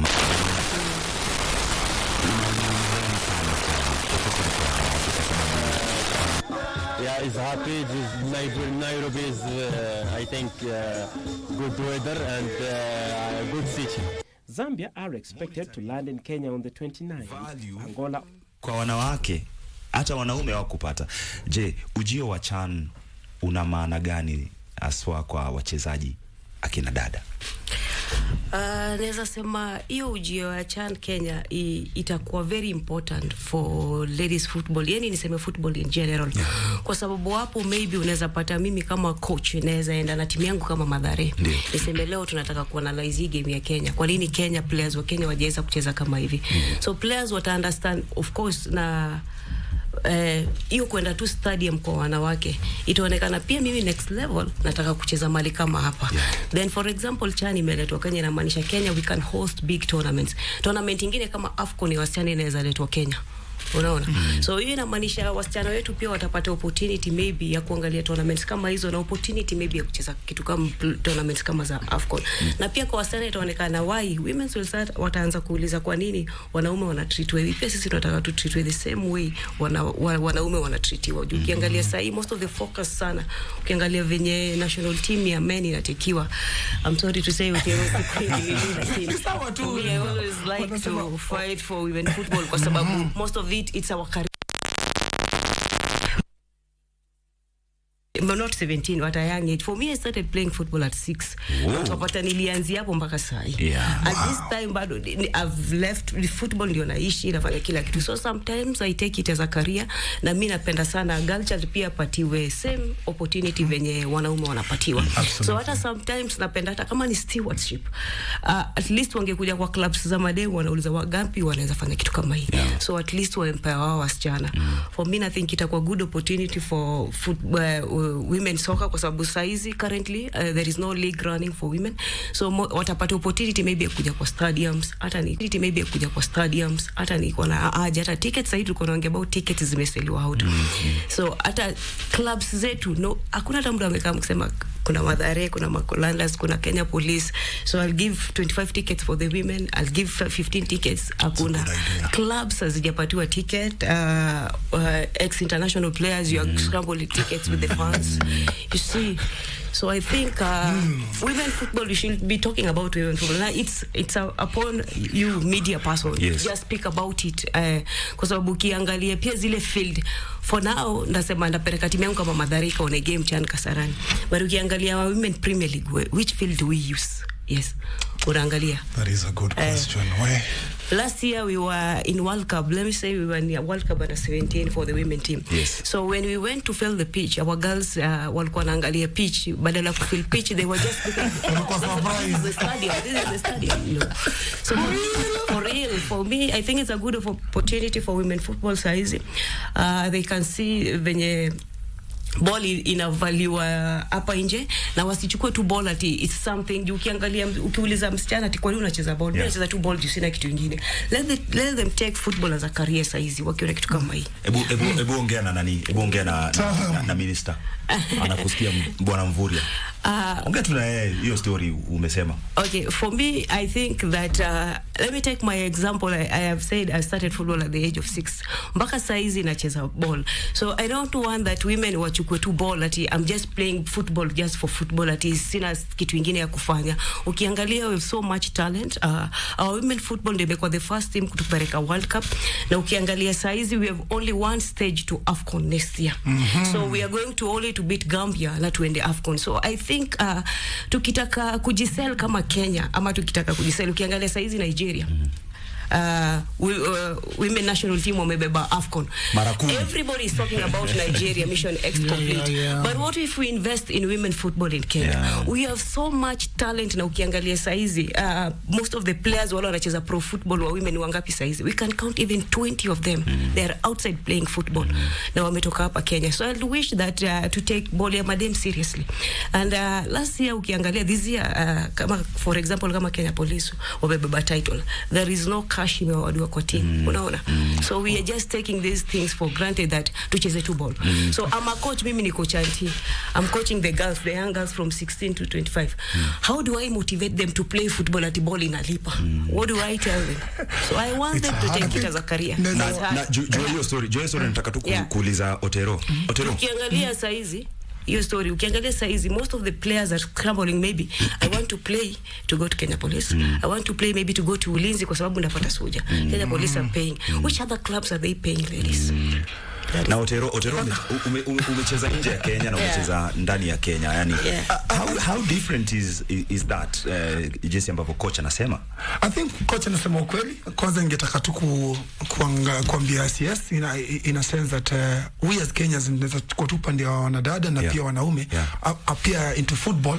Tunaweza sema as a government tukiangalia football inaweza tuleta economy itakuwa much better in a sense that ukiangalia, let's get an example at a country like Nigeria. How many players are playing outside their country? More than 100. You see, let's just say 100. Those guys are multimillionaires. You get the point? So on the economy side, those guys are bringing back their money to their country. And if the government can come in and say, okay, guys, how can we support these small boys to plant seeds? Seeds, a small boy goes to Sweden because of the government. Imagine all those players when they go outside, they'll come back, na hiyo do economy ya Kenya itaenda wapi? So we need to look football or sports as that economy side. Na nikiongea kuhusu mambo ya maybe players after playing. We always look football as a hobby. Najua mimi najivunia nikisema whatever small I got in South Africa nimekuwa. Sasa tuna coach kids to go to another level. Sasa kuna chano wataka kwenda to another level. So what about these other ex-international who played football?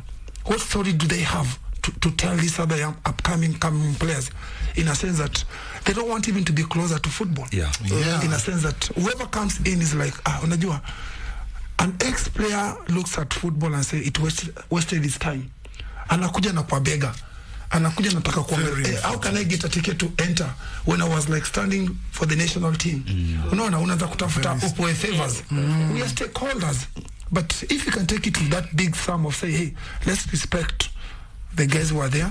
Let's respect the nation. Let's respect these players. We are dealing with young. Until amesema na deal under 16. I'm dealing with boys, young boys. So kama sisi wenyewe we are struggling, the guys who played, what kind of a message are we sending to the young ones who are coming in? Exactly. You can't give them the proper motivation. Motivation because unajua the importance of the soccer. No, importance of this chan. Kama wewe ni chana bado upia unatafuta auntie atafuta tiketi ya kwenye chan. Nani auntie? He was the captain, right? So what message are we trying to tell this other young generation who are coming in? This is serious. We need to look at those and say, Chan is coming. Nigeria were there. They win. They feel the benefit of playing for the nation. They feel the benefit of, hey, tumeenda nje tukacheza tukakam in. But hey, how can we support now whatever's happening? Sasa kwa hiyo auntie, acha nikuulize, like how can Kenya use now this tournament to inspire the next generation of footballers? Kenya inaweza tumia hii tournament ku inspire the next generation by how tumejiorganizaje. Mimi naweza sema inaweza tumika hivyo. For example, players wetu wana show nini? Management inaonyesha nini? How have we organized ourselves? Yeah. Talking on embracing for the future. So let's talk about infrastructure very quickly. we must. Yeah. These stadia are long overdue. Kasarani sijaenda, but I've seen in the news. I saw the president there. So CS there, it looks ready to host a big match, so that's great. What about the others, the Nyayo stadiums? Because I mean, this AFCON being 22 years away, when you look at the infrastructure we have, is it painting a positive picture of we'll have more venues to host bigger events like these, and also just to improve the place we're playing, like especially the female players should be sharing a pitch with the males any given time. I would like to think. See, ball ni ball, a player is a player, a goalpost is a goalpost. So like when you look at the infrastructure, how are we doing? I think hapo tu I think ziko kwa required standards. I think ukiangalia kama Nyayo, what happens, or Kasarani, unajua by the time it was approved, grass ilikuwa uprooted how many times? Unaona, because on a CAF wanaangalia into the business side, in a sense that once a player is okay, Auntie just spoke at they went to the World Cup, and then unapata mchezaji anaingia kwa study. I think that one happens to me back then in 1993 when we went to Oman with the national team.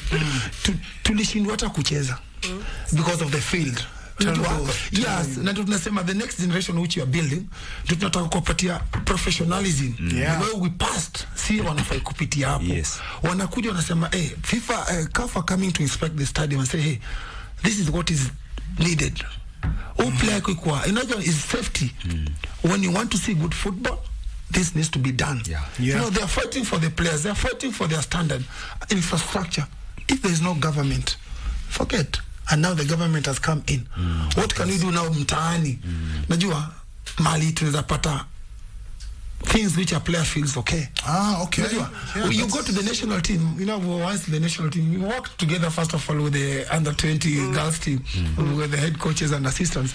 You go to a station where things like technical of passing in the national team, you don't need to waste like 30 minutes or 40 minutes to show a guy how to play, to pass the ball and into the national team because of the standard of the pitch, which way maybe somebody's coming from. Infrastructure needs to be number one. For players for a coach to come here and say, oh, these guys are serious. Pass inapigwa hivi inapigwa. 5 minutes the guys are coming from Europe. It's 2 minutes, 3 minutes, the game is over.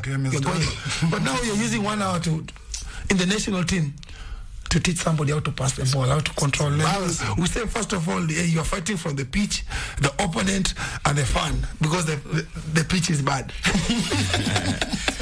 Otero, after all those years of you playing, ushawahi consider kuingia into sports management in Kenya? I think for me, calling yangu, I've got an organization called Kick Off to Hope. Najaribu kutengeneza watu vijana. First of all, it is a ministry. Tunatumia preach the gospel na hii ball. Tumeenda mashinani mali things which we pass through our watoto wa sasa wasipitie. So mimi nienyewe nimekuwa I ate football, I drink football. Mimi yenyewe kitu hapo kwa football is my life. Unajua mimi niko kwa pitch, we are coaches, we are educators. Unajua nikupata opportunity, and then the big challenge tunasema give people a chance. Musa played until the age of 37. Why? We didn't give the other guys an opportunity of playing. And we had good players. So when you give other guys an opportunity, tutaona akina anti wengi, tutaona akina Musa wengi.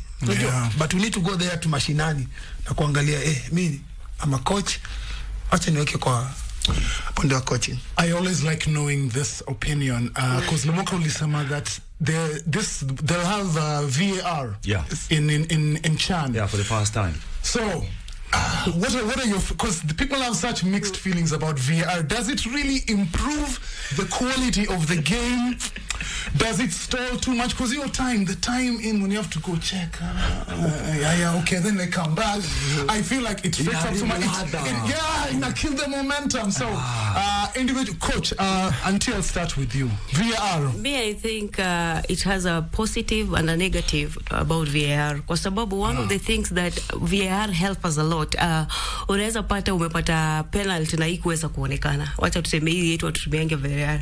But always VAR inatumikaga. I remember when I was in World Cup, tuko tunajua kutumia. For the first time I knew how VAR worked. Kwa sababu there is a card you are given at the bench, your technical bench, you are given 4 cards. Yes. So if there is anything that you've seen in the field and you think that you can question, you take that card to the 4th official, then the referee stops the matches. So if it is something which is genuine, you are given you are awarded maybe a penalty, or maybe you stop that penalty. For me it's positive with VAR. Ukiangalia boli ya Kenya saizi unasema ilikuwa pena maiko kuwa, but VAR zingekuwa inasaidia sana.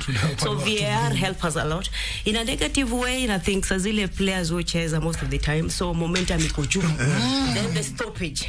So saizo unapata, then I think kumanage games sasa. I don't know much, but most of the Kenyan players ni local Otero, so game management itakuwaje for them. Maybe it controls hiyo VAR imekip stop. So how do we manage the game? That the question comes in. Hapo na think makocha wanafaa pia kufundishwa about VAR, kwa sababu sasa zile unapata momentum iko juu, players we want to play. Watu wanaitumia kama negativity. Wanaitumia kama negativity. So in a good side na bad side yake. Na coach hapo kwa VAR na experience na nini kipi ambacho ulikuja nacho kutoka World Cup ya under 17? For me, one, I've talked about the VAR, na two, match analysis. So for us, most of the coaches wanapata that when the game ikiendelea, so for us atunanga watu kufanya analysis. But you find in those countries, ball may develop. It's a ball may develop. Unapata kocha kwa hapa kazi yake ni kusukuma timu, but there's somebody at the top who is analyzing the game. So there is a tablet that which is placed under you. So kuna mtu analyze coach fanya hivi fanya na hivi. So for here coaches Kenya hapo unapata wewe ndio unafanya analysis, wewe ndio unasukuma team, wewe ndio unafanya everything. You can't see the whole thing. Football has all the moments, so you can't see the whole thing.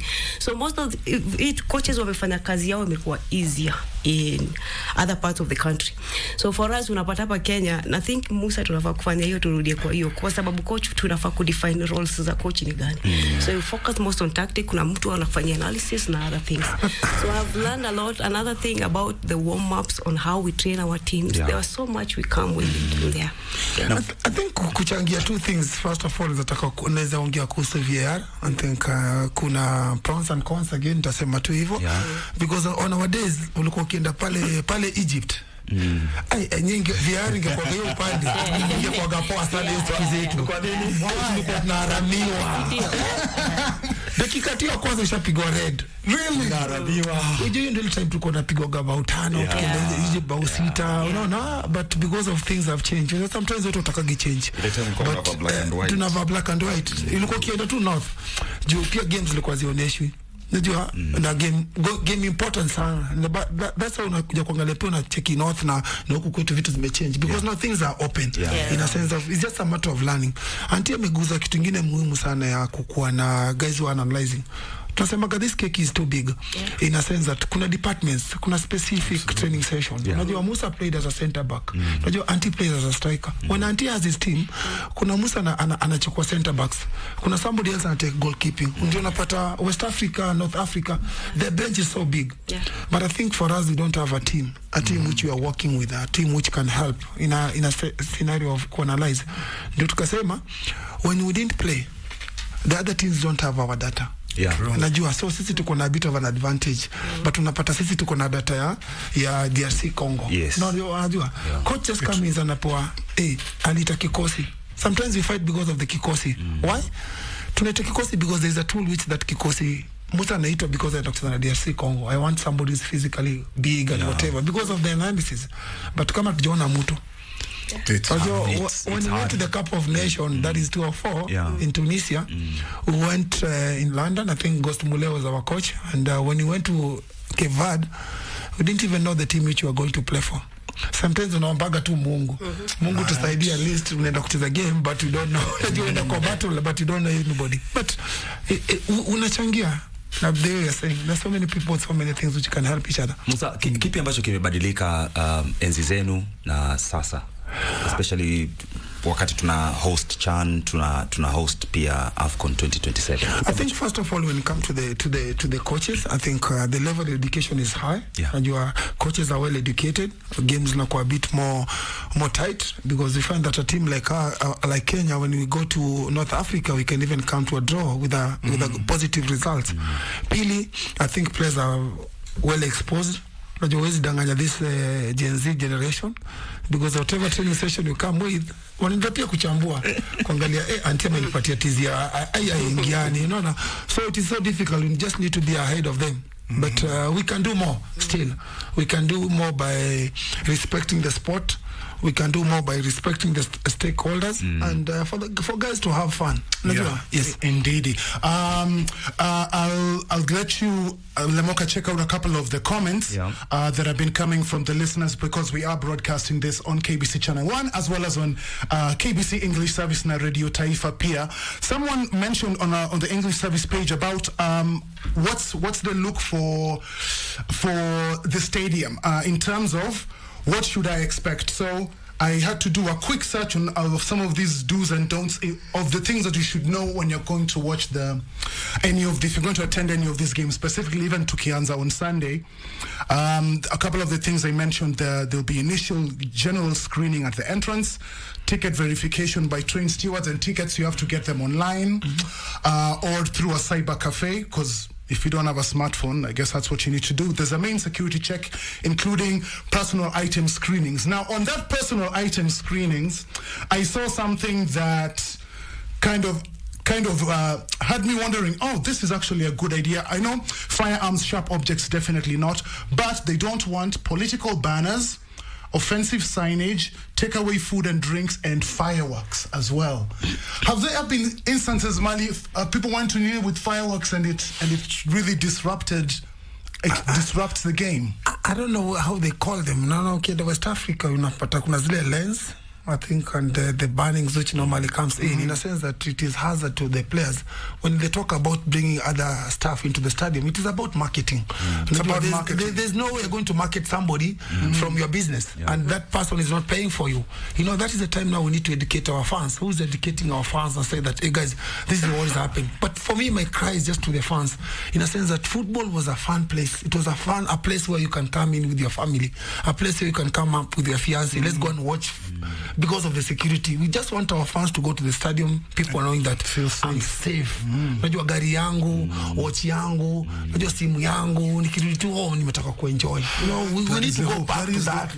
That's just my prayer. Watakuja na vuvuzelas. Yes, vuvuzelas are for supporting, but safety. Najua umetoka safe, nyumbani, umerudi safe, umeenjoy ball yako. That's it. Coach, wewe unaweza kusema umeridhishwa na kama jinsi ambavyo Musa anasema na security jinsi ambavyo mpaka sasa ipo, ikizingatiwa tunatarajia wageni kutoka Tanzania, Uganda, DRC Congo, Morocco na kadhalika? For me, nimeridhika naye kwa sababu na think hizo measures zimekuwa just security reason. Ukiangalia watu wakibeba hizo fireworks, maybe mtu amebeba mbao, unapata last time kama game ya, I think it was FC Leopards and Gor Mahia, mtu amebeba ndege kubwa ile kushusha watu fights.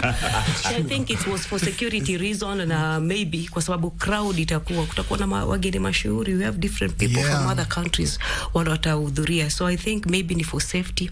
Ukitaka kufanya vituko maybe vaa venye unataka, lakini I think security is most important. Ukikompare na wacha utuambie, ukikompare na World Cup venye mlenda Mexico, si ndio? Jinsi ambavyo Kenya tumejiandaa, like hebu tupatie tu hiyo picha. Tuko wapi na ungependa tukue wapi ama hatuko? Kenya ni nchi yangu daima. First of all, kwanza to appreciate ile job federation imefanya na government imefanya. Maybe to make sure that tunachana hapa. One, utapata wanahabari, kutakuwa na opportunity, utapata watu wengi sana wampata opportunity. Mimi kwanza nafurahia sana kwa sababu tuna host CHAN. Preparation yetu, it's for the first time that we are hosting a big tournament. So for the preparation, I think I was talking to Nick, namwambia stadium zetu sahi ufind ticket zimeisha juu ya nini, watu wanakimbilia kwenda kuona stadium imejengwa. So preparation yetu na think iko sawa mpaka saa hizi. So mimi naweza sema out of 100 naweza patiana 80% to go well prepared. It's a good number. Yeah. So it inspires confidence. Before we have about 5 minutes, Lemoka. Yes. I don't know what Austin Magangi is referring to. Amekuambia kushinda utalia miujiza. What's that? What exactly? Alafu Isaac Makanda said hata wewe Lamo unajua tu haiwezi. Ni watu wana imani na Musa amewaambia we need to have faith. We need to have faith kwa sababu it's fine to have faith because najua tuko, it is a game of football. It is a game of football. Najua these players Maloko camp wanataka kusikia jamaa inawezekana. Jamaa, we are behind you guys. In whatever happens, because hey, when they look at, they have got friends wako na gadgets. Hawataki kuja kuona kwa gadgets waangalie negativity. Wanataka kuangalia kumbe national team. The good thing with Kenyans, national team si waga tunakuja. But they just want that proof of guys, you can do it. Yes. Unajua we are behind you guys. We are behind them. Yes. Na unajua kitu moja Nick, Otero na coaches. Imagine players waambiwe saizi tickets zote ziko sold out. Hiyo ni motivation. Great motivation. So anaitwa nani huyo jamaa, anaitwa nani tena? Mwambie kuna faith bana. Unajua kuwa na faith, Mr. Isaac Makanda na Austin Magangi. Unajua when you sit on this other side as a player, the motivation which normally comes. I remember 1997 when we played Nigeria, as a captain coming into Kasarani, the stadium was packed. You as a player unasema, there's no I'm going to let my nation down. Yes. There's no I'm going to let the president down because he was there. Ile ukitoka 1-1. Unajua unaangalia coach unasema, hey guys, I know he's a good player, but hapa itakuwa kikothbiro, he cannot. But ukikuja into an empty stadium, it becomes a bit of a challenge. Yeah, fair enough. So as we wind up though, we have faith in Harambee Stars. We have 100% and in Penny McCarthy and the whole squad, everyone. But can you give us a prediction, each of you?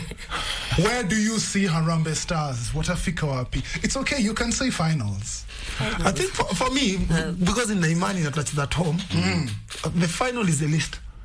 No, it is a list. You saw what happens to the ladies in Morocco and in the final. For them, that is the pressure which they're having, but the pressure is for the coach. For me as a former captain, as I said to the boys, guys, you can do it. We are behind you guys. We are just take one game at a time and just go there and enjoy. One game at a time. You as a player, you market yourself as individual, as a group, and as a nation. Well said. Yes. Coach Anti. Mimi naweza sema final ndio tunafika kwa sababu ukiangalia camp nilikuwa nikiona kwa social media, camp iko na motivation. Vijana watajituma kwa sababu wako kwa nchi yao. So final. All the best Harambee. Beautiful. Asante sana. Hii ni Radio Taifa KBC Channel 1, hali kadhalika English Service. Shukrani sana. Tumekuwa na the legends themselves hapa. Coach wa Kenya under 17 alipeleka Kenya katika World Cup for the first time, Kenyan football tukacheza World Cup. Tuko na Musa Otieno pia, former captain wa Harambee Stars, legendary mwenyewe. Coach alicheza akiwa miaka 6.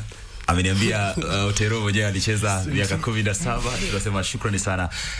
Tunaweza kuzungumza mambo mengi sana lakini muda umetupa kisogo. Musa, shukrani sana. Thank you so much for your time. Yes, indeed. Thank you.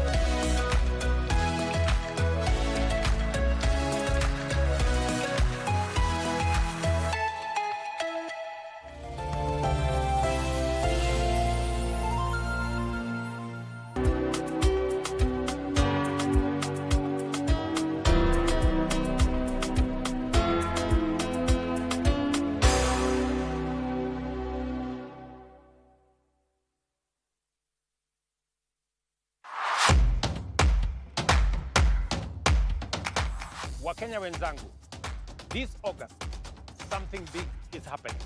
Chan 2024 is here and Harambee Stars are ready to shine. Let us come together and support our boys as they fight for glory. Tune in to KBC Channel 1 and let's cheer our boys. Because when Harambee Stars win, Kenya wins. Twende kazi, Team Kenya all the way.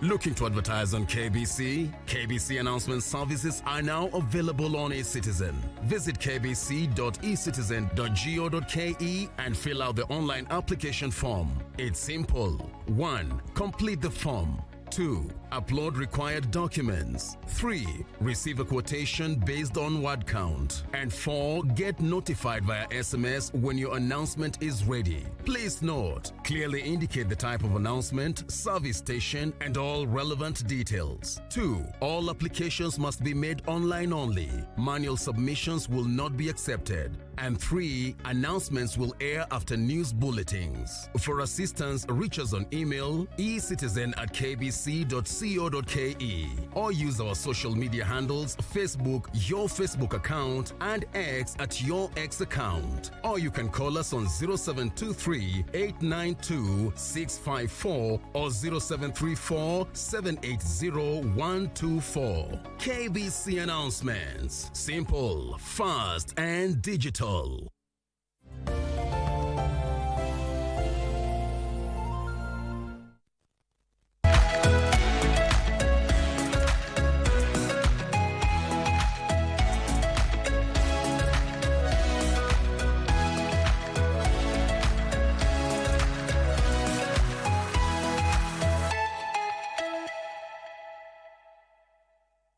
All right, welcome back after that insightful kind of discussion between radio and television. Now, it was all about Chan, so Chan Iko KBC. Now, let's come back and talk about safety. When it's come to road safety, all of us, at some point, we have been a victim of road safety, either directly or through proxies or through people that we know. And road safety, as you can see, it's about usalama barabarani, that we really need to be, drumming up that support and that awareness across the country for a very long time, because that is the only way that we'll get it right. Road fatalities in the country is still skyrocketing, and the only way to do it and to stop it is by creating that awareness, starting with us right here. In studio, I'm joined by Samuel Musumba, who is the Road Safety Manager at the National Transport and Safety Authority, that is NTSA. Good morning, Samuel. Good morning. Usalama barabarani. Nice to have me here. Karibu sana. Yeah. Are we safe on the road? Let me just start by asking you that question. I know it's on the farthest end of the interview, but are we safe? I would say we are not safe. In fact, as a country, we're at a crossroad right now. This way you say njia panda. Njia panda, right. And anytime you're on njia panda, you don't know whether to go right, to go left. Yes. And I say this really with a lot of emotion, because the things that we see on our roads, and particularly coming from what majority of us Kenyans are doing on those roads, the behavior we have, has led to deaths, injuries. We have actually so many burials, you know, as we speak, going on in the country just because of what we would have avoided on our roads. As per the end of last year, we had lost 4,798 people. And I'll tell you that is a huge number. 4,798. And that is minus, you know, the injuries, those who go to hospitals, who are again over 20 plus thousands, who sometimes end up now also as, fatalities. And if you look at that information and you ask yourself, who has died? Because when we are alive, sometimes we think nobody has died. And you look around and say, who has died? But I will tell you that road deaths are not sparing anyone. Our numbers show from pedestrians who are walking, drivers, passengers, border guys. I mean, it's not sparing anyone at all. And really, it puts us in a very awkward situation. That as we look at the numbers, they seem just to be going up.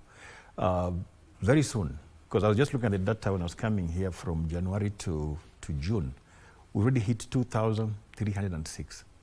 Half of the number that we hit by the end of the year. What does that tell you? We still have a whole half a year to go. That kind of trajectory, it's serious. It's a pointer to something that is not just very good. Okay. Yes. What are the biggest contributors? Because I know there has been a bit of concern, either because of reckless driving, drunk driving, but which is, according to your statistics and the records that you have as NTSA, which is the biggest contributor to road fatalities? Currently, it is the pedestrians, the people who are walking, followed very closely by the motorcyclists. Now, when you look at pedestrians, when I look at the data, last year there were about 1,000, almost 1,779 thereabout, almost just 2,000. Now, pedestrians find themselves in a very awkward situation. They are actually in the middle of human traffic and vehicle traffic conflicts. That's now where they find themselves. They're either being knocked down by a vehicle, knocked down by a border who's just going the wrong direction. So they are always found in a very, that's why we call them very vulnerable road users. Yes. You know. But also, you find some of the pedestrians being knocked at places they're not supposed to be crossing from. Like, for example, under a footbridge. How would you find yourself there? How would you be knocked there? Close to where we are here, the Thika Road, right where we are here. You just find somebody has been knocked in the middle of nowhere. That means he was crossing at the wrong places. But be as it may, then you realize that we're all vulnerable because we all walk. I mean, so to speak.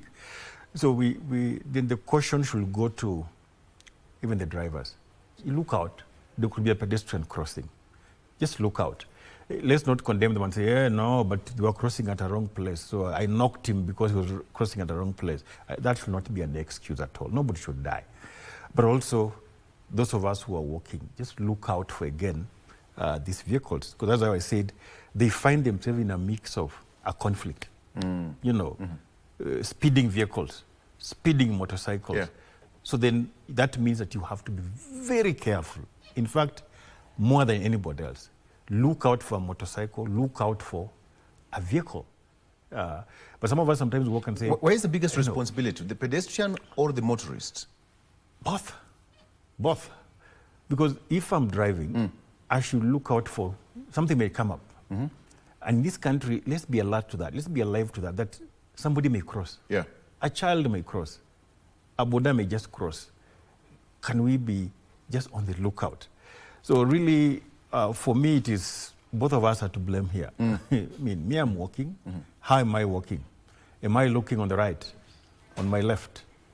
These are basic principles of walking. Am I aware that there could be a speeding vehicle coming? I'm crossing at point A.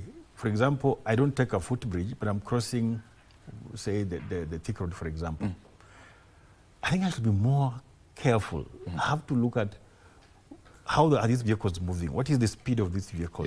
Am I able to discern that? But also we have very other vulnerable group, the children, who are also now finding themselves also being knocked in these spaces. Now, for the children, honestly, we have to forgive them. They are small. They cannot judge speed like you and me, we can judge. A child cannot tell that vehicle is speeding or what type of vehicle that is. So, and that's why we say, as drivers, we just look out. That could be somebody now who is crossing. Small as he is, you can't see him. So can we be able to just look out? And be a bit extra careful on the road. Just being careful. I think that is the level. When you look at the fatalities graph, is it growing? Is it going flat? Or is there a dip on that graph? Based on the figures that you've given me. We did an analysis of the last 14 years that we were able to get this information. Yeah. Back in time.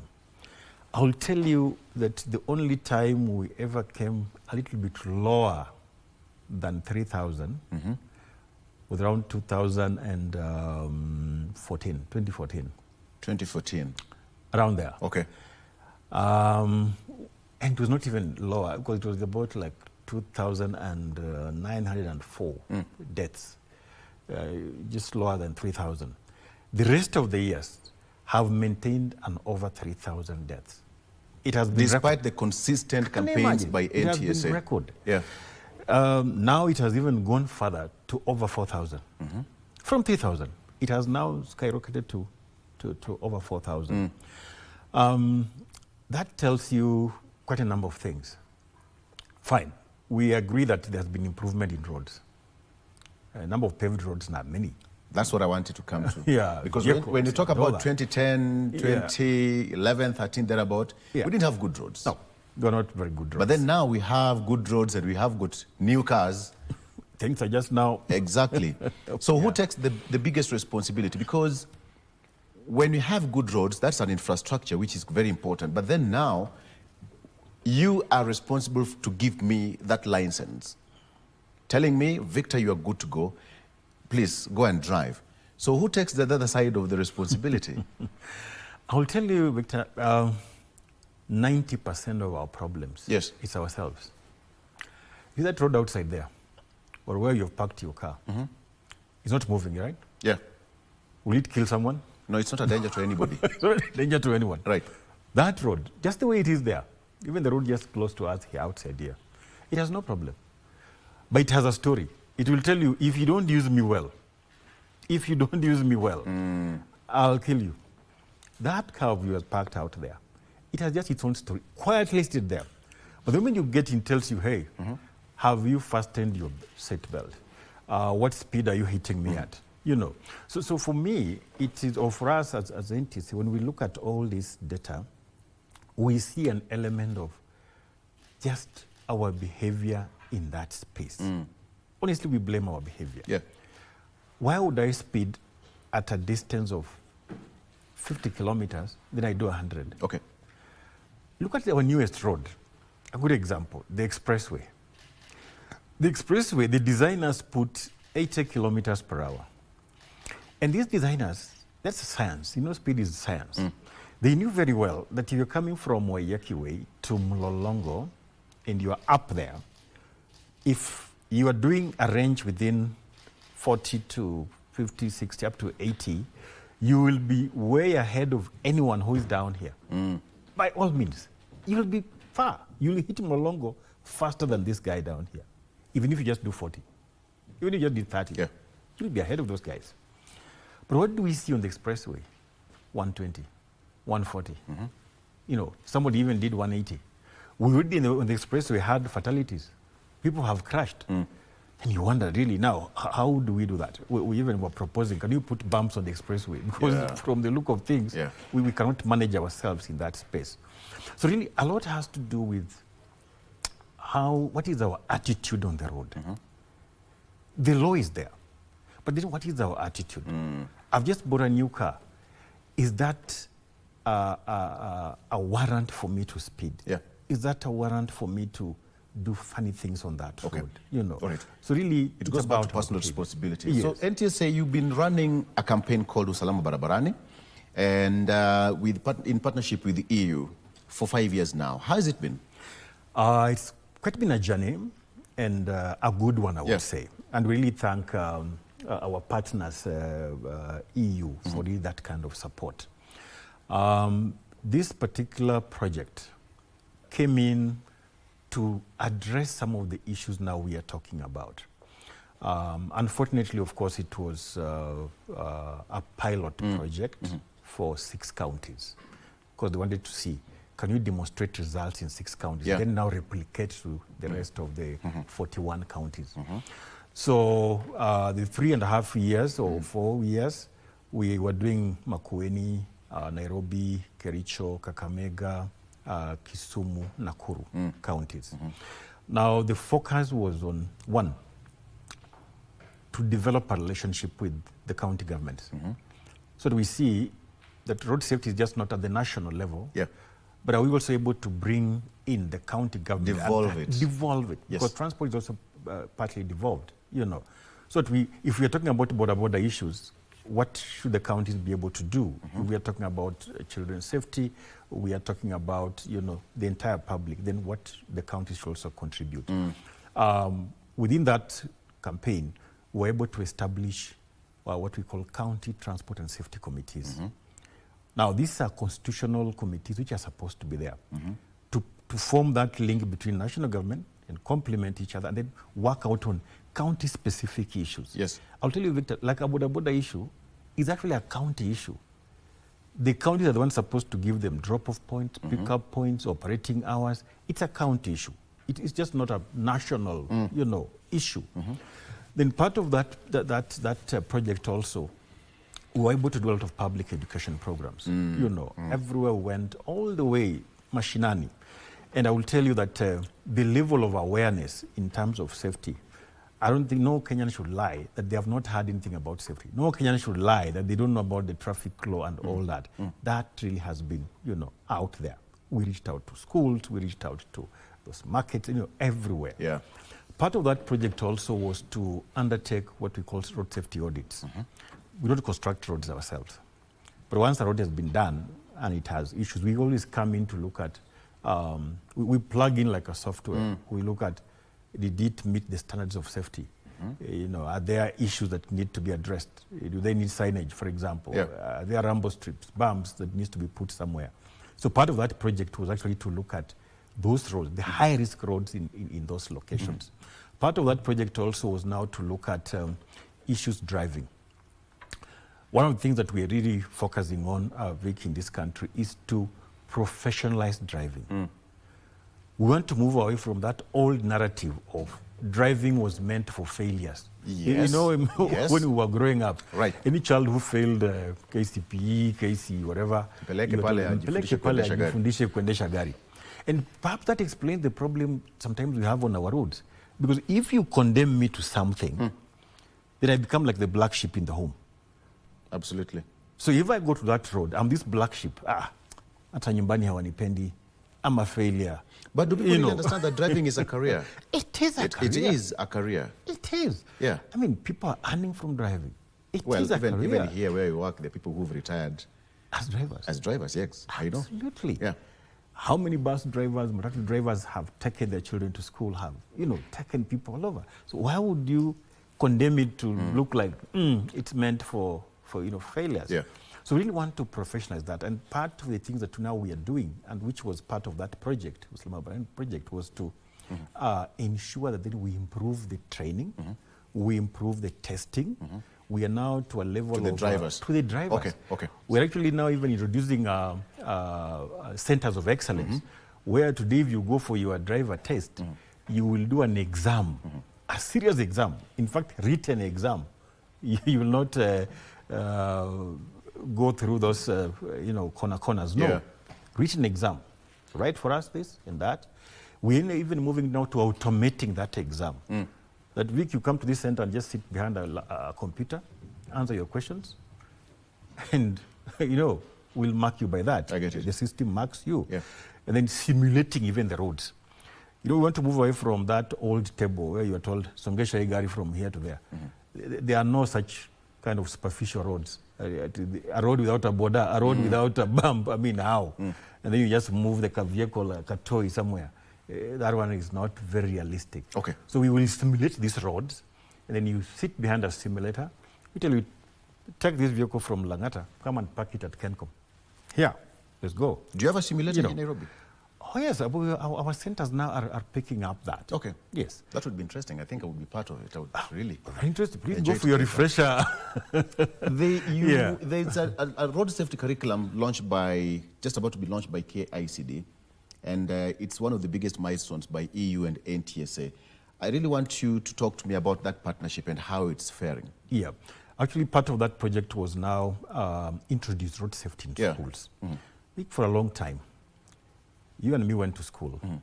The only time that you ever learned about safety was when that teacher of yours told you, look right, left, right. My teacher would say, chomoka. Yes, left again. God for you. If the road is clear, cross. And sometimes you are told later, we chomoka to, find your way there.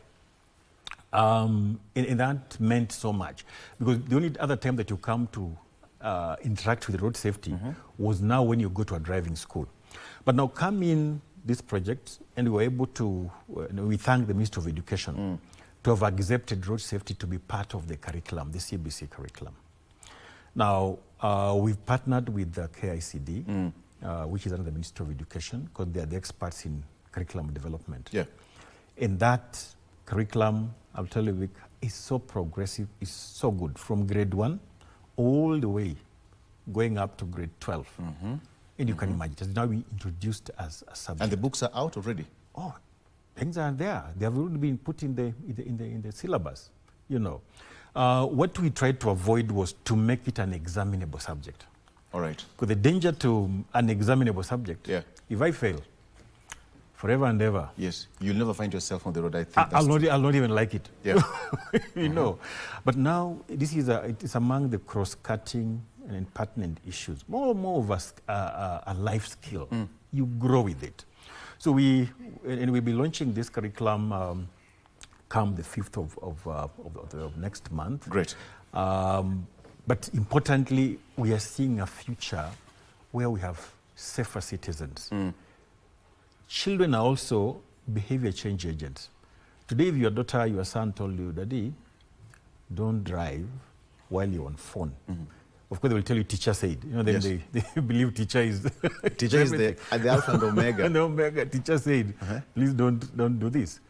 You will actually be so bad, a very bad parent, not to obey that voice.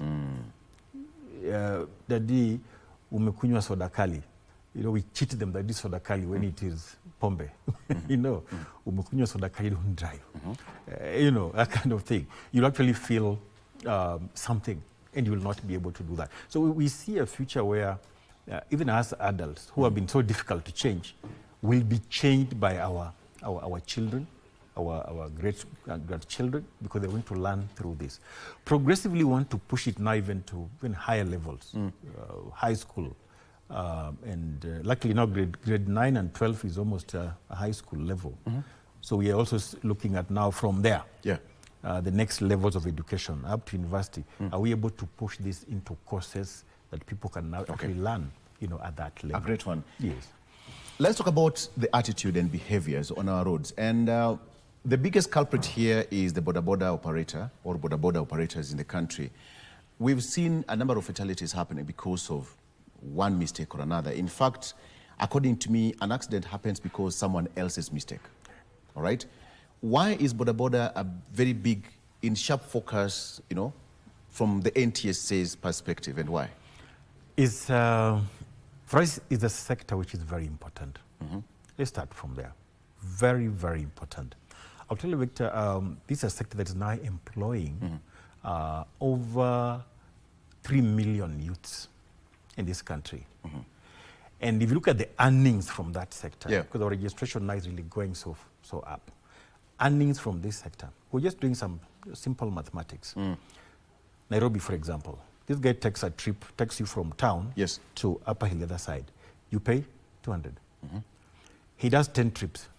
That's how much? There's 1,000 bob. 2,000. 2,000 shillings. Yes. Me and you can't earn that kind of money within that short period. True or false? True. Because as we live from Taremoja to Taremoja, or even beyond, we'd not earn that kind of money in those minutes. That guy can do that in minutes. So in a day, if he does those 10 trips, 2,000, times the number of days, 5 days, times 360 days in a year, times now the 3 million guys, you're talking up to a whooping 200 billion shillings. Can you imagine? People don't know that. 200 B, like this on the table. Wow. Is that a sector you want to wish away?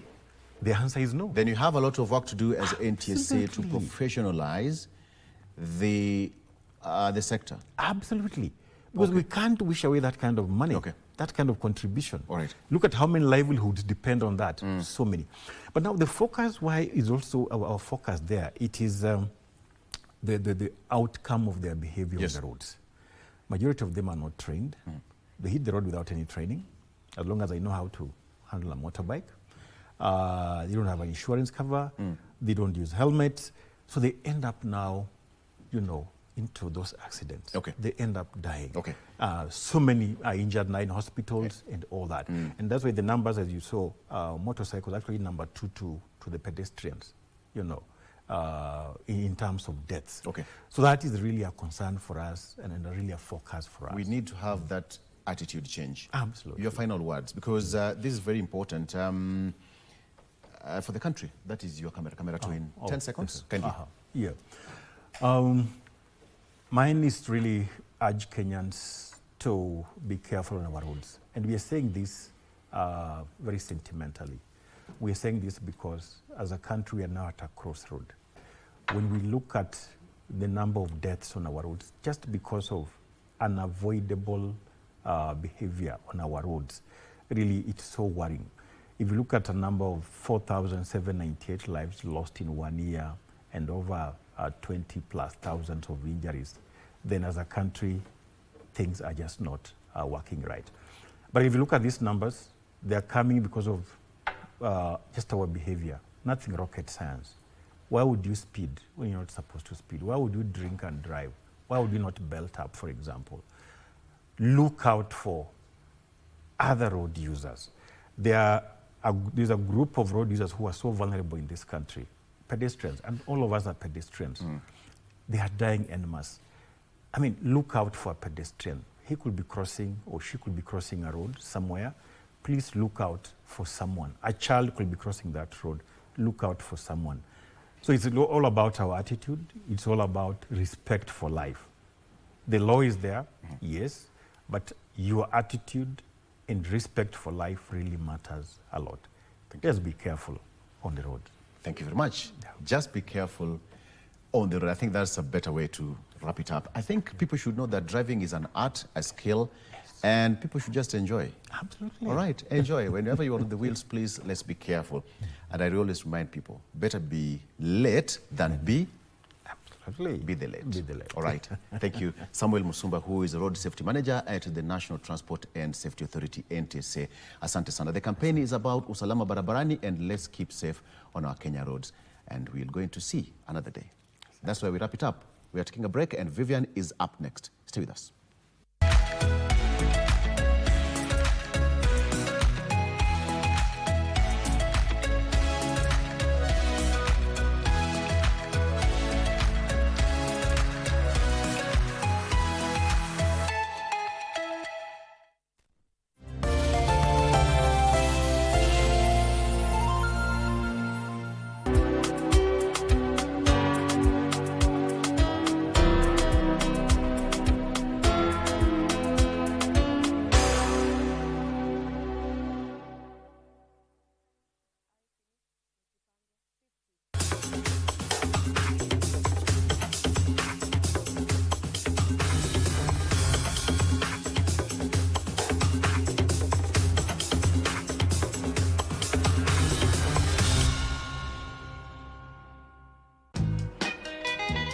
A grown woman who we took abroad to study, then she decides to get a baby and keep it a secret for God knows how long. Don't owe you any explanation.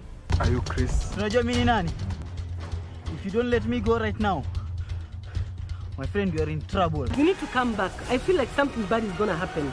Itisha alafu nilalishwe chini, wacha ikae. I want to go home. You don't get it. You don't get it. I don't trust her one bit. Lucky, right? Relax.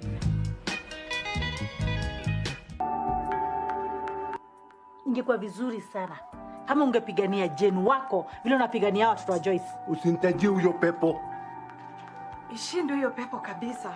Yaani huyu mwanamke hakuna siku ataniacha na amani na familia yangu.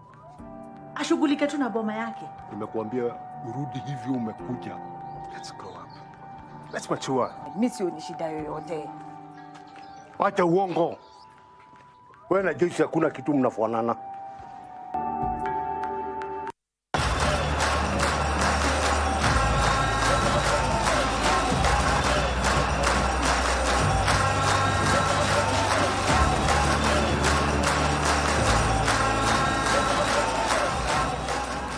name is Salim Vuria, the Cabinet Secretary, Youth Affairs, Creative Economy and Sports, Republic of Kenya. Dear Kenyans, we are ready to host CHAN 2024 tournament. Let us show the world our patriotism, our passion for football, and our warm hospitality. This is not just a tournament, it is a celebration of our nation's pride.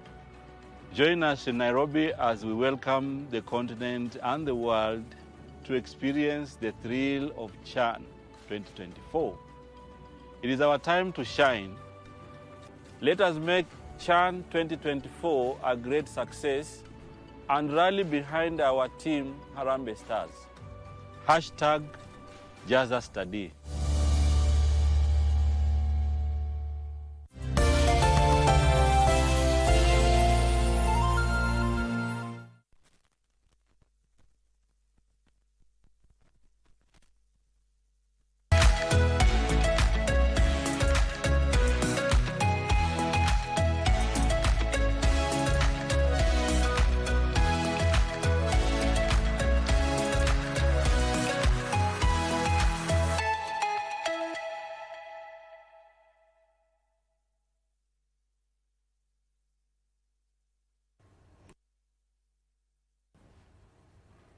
Good morning, Kenya gets to continue, and right now we talk matters wellness.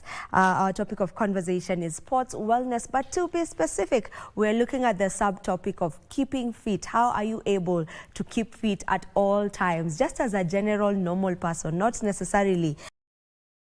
And joining me for this conversation is a sports therapist by the name Horace Okumu. Horace, welcome to the show. Thank you. You're doing well this morning? Yeah, I'm well. How are you? I'm great. I'm doing okay. Let us begin by first explaining what being fit is. When I say that someone is fit, what is it with this person? Fitness is basically just being able to function normally when your blood pressure and your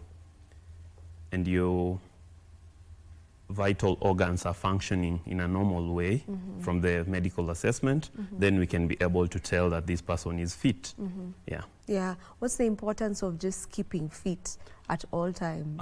The importance of keeping fit is that you would be able to be productive in whatever you're doing, be it in the career space, be it in the social space, and even as you go about interacting and doing life with people. Yeah. So it's very, very important. Sure. Yeah, you don't want to be going down or up a flight of stairs and unahema sana because you're not able to, you know, just do it seamlessly. Maybe what are some of the best exercises that help in maintaining one's fitness?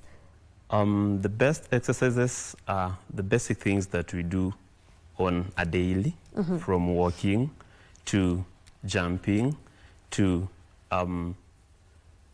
having a time to just relax and exercise your whole body. So the very specific exercises that you would be focusing on then would be not so much of aggressive activities, but activities that are meant to improve how your blood is flowing and how your internal organs like the liver and the intestines are functioning. Yeah. All right. So for those people who are, we call them gym junkies, you know, people who really, really love to work out, probably, you know, even before we get to talk about, you know, how to avoid some injuries, because I know you're well versed at that, probably just how important is it for one to have a rest day, or they call it a recovery day, and how many times a week should one have such? For the gym people who most of the time you'll find them working out and not just doing the bare minimum of walking and doing the basic exercises, they need at least 3 days of rest, because as they work out, their muscles are exposed to different levels of tension, different levels of tone, and all that would mean that they need rest for the muscle to grow, for the body to rejuvenate, and for them to be productive in the different sectors that they are involved in, be it at their workplace, if at all they are in the workspace, or in their social life and just general integration, or even if they are considering doing something in line of sports, they still need rest so that the body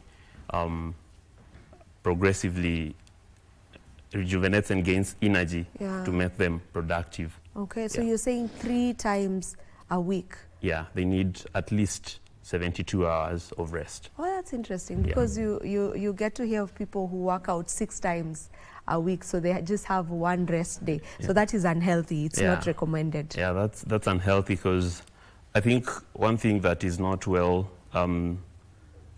differentiated is rest and sleep, because now your body, depending on the age, needs at least 7 hours of rest for an adult, and for a kid, of course, that would be more. So if you have slept for 7 or 8 hours, then it would mean that you need 1 rest day. But if you keep working out every single day, then 3 days of rest are paramount, because your whole body is being involved in everything that you're doing at the gym. Yeah. What would you say are some common mistakes that people do that may lead to one getting injuries while working out? The common mistakes are primarily overloading your spine. Yeah. Because I think sometimes people don't just take good care of their spine, yet it is the emanent of the entire body musculature, and it is where the nerves actually pass through to supply the body. So if you don't take care of your spine, then you're setting up yourself for danger, and you'd hear people having injuries of the spine that would lead to surgical operations, and that's the dire... From working out. Yeah, from working out. Yeah. And that's the extreme of it, that someone has to go to theater because they just injure their spine by overloading it. So the best way to go at it, you know, even as you're working out or as you're trying to keep fit in the gym, the best way to go at it is make sure you pace yourself and don't overwork a muscle that you know isn't ready for such. It is important also just to be keen about and understanding the body musculature, so that it doesn't stop with the muscles, but it goes down to the ligaments, it goes down to the tendons and the vital organs like the heart, the liver, and the lungs. Because if you don't consider rest, as you put it, if you don't consider regulating how your muscle is working out at that time, then you will end up overworking, and that is not healthy. So common injuries in the gym or when people are working out that you've gotten to experience are usually the spine problems with the spine mainly. Are there any other? Rarely would you find issues to do with the limbs, that is the hands and the legs, because most sportsmen are the ones who are prone to such injuries. But people working in the gym mostly they have a skewed view of the spine and the function of it. Can one recognize, you know, early signs of maybe overuse that may cause injury?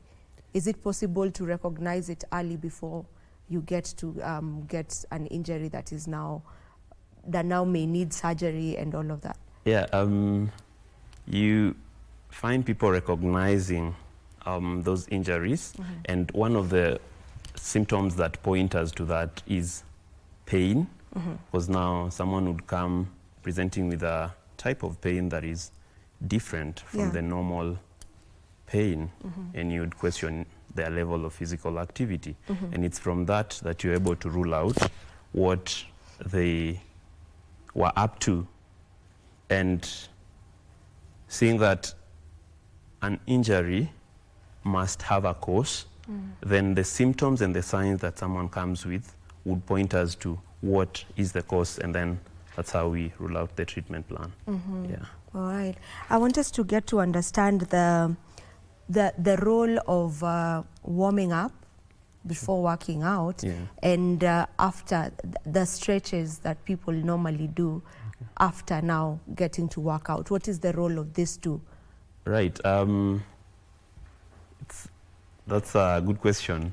Warm-up is basically to prepare your body, your entire body, for the match or the game ahead of you, or even the task, be it your professional task or your physical activity. So warm-up is primarily to prepare your ligaments, your tendons, your muscles, your heart, your lungs, and the liver for metabolism as well, before that physical activity.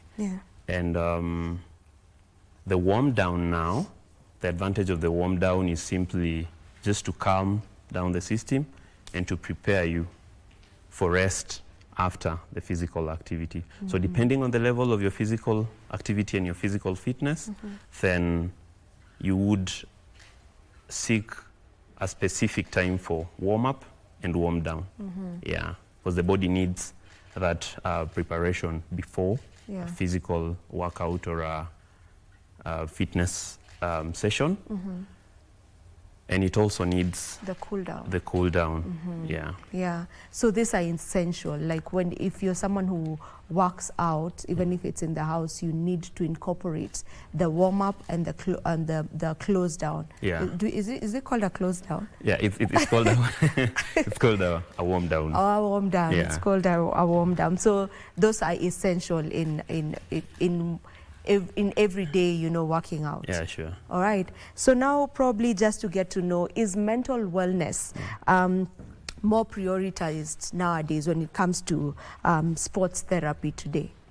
Mental wellness nowadays is, yes, prioritized, because I've just seen recently how sportsmen do gather and have bonding sessions. They even go out and eat together. They sing and chant songs together. And so are the children doing. So mental health is essential for wellness, and recently that has been picked up. I think from the time COVID came, it has mental health has been prioritized in all sectors in the society. And we appreciate that it is also essential in sports that people are mentally fit. Okay, I like that. Now, what would you say currently is being overlooked when it comes to wellness? At the moment, what is being overlooked when it comes to wellness is the level of fitness, because very few people are actually aware of their fitness levels, even those who work out and even those who intend to work out. So the level of fitness, if they could be keen to rule out and know that these are my daily activities, these are my practices, and these are my goals, then it would be easy to help to scale their levels of fitness.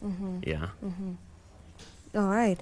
Now, should we have routines that are specific for specific people, or is every routine just okay for everyone? By this I mean, are there routines specific for a targeted age? Are there routines specific for targeted bodies, and also probably fitness levels? Okay. Concerning routines, yes, it is recommended based on the level of fitness that one has, and they keep changing with regards to the body's demands for energy and the body's metabolism, because we have different body sizes, we have different rates of metabolism, and we also have a different levels of how our internal organs function. For instance, your blood pressure might be different from mine, or your core muscles might be stronger than mine, and that would inform the level of fitness and what is required of you, different from how I would work out. So what's the best way to go about ensuring that you are actually on the right track? From what you've just said, that it depends with someone's body size, their muscles, you know, their blood pressure and all of that, because I feel like most times most of us just decide it's the new year, my new resolution is I want to be going to the gym. I'm sure that if there's a place that is normally packed in January, it has to be fitness training areas and the gyms and whatnot. So is there a way that one can be able to have all of this checked? Or, you know, because as I said, most times we just go to the gym and we start working out. We don't care to know, you know, is everything of mine aligning to what I'm doing? I think most of the things that are ignored with the general public are the basics of human wellness, from water to food to rest to sleep, and understanding that if someone considers that, then and happens to visit a hospital just to get to know their vitals, they would be able to be guided by a physical therapist on how to go about their fitness levels. But if they do not take care of themselves in what they ought to eat, what they ought to wear, how they ought to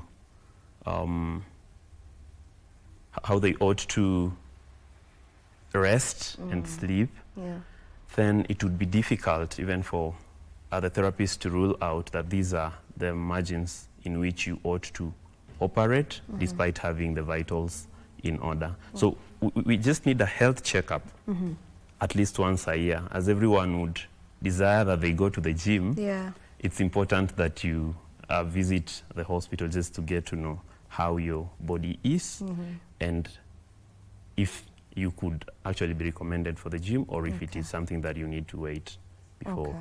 All right, as we get to wind up on this conversation, maybe my final question would be how to remain motivated and to stay consistent, because January, yes, kumeja, by the time we get to April, it is empty yet again. So how to stay consistent and motivated to keep going?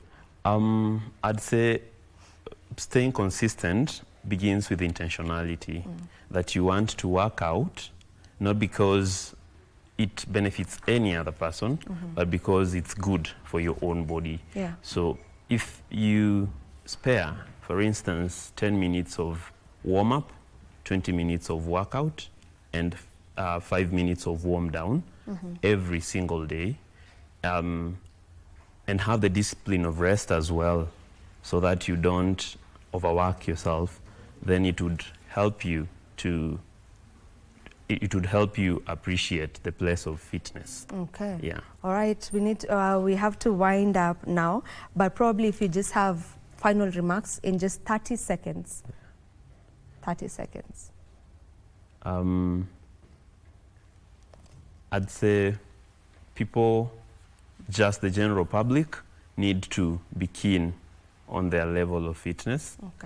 Pay a hospital visit at least once in a year. I mean, once in a year. Just go get checked, get to know how your heart is functioning. Get to know how your lungs are. Get to know how your liver is. And from that, you'll be able to know your level of fitness and advance in your journey of physical growth. All right. Thank you so much for joining us for this conversation. Thank you for sharing the insights that you've gotten to share with us here today. This is where we get to end this conversation. We were talking about keeping fit at all times. My name is Vivian Degwa. We do this each and every morning. So I'll see you tomorrow, God willing, same time and place. Goodbye.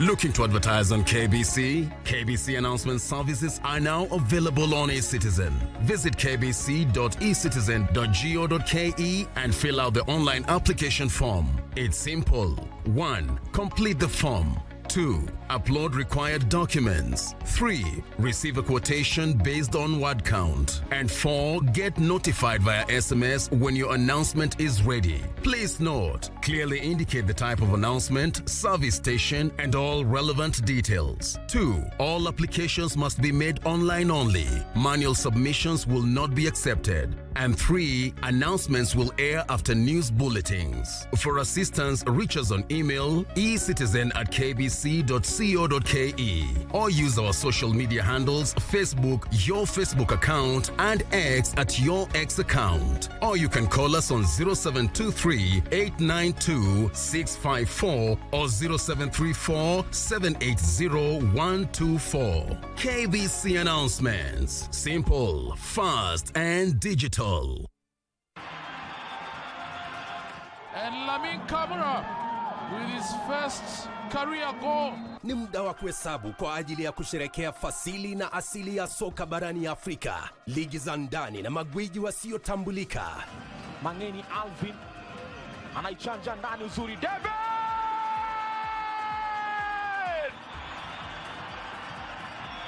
Michuano ya CAF ya mataifa ya Afrika 2024 ni njia ya kuzindua kupanua mtandao wa wachezaji ulimwenguni. Timu itakayoshinda itazawadiwa dola za Marekani milioni 3.5 pamoja na kujivunia kulinyanyua kombe hilo. Pata manufaa zaidi kutoka kwa CHAN 2024 mubashara na kipute cha kipekee kwenye runinga ya KBC Channel 1, mwenzio wa dhati michezoni.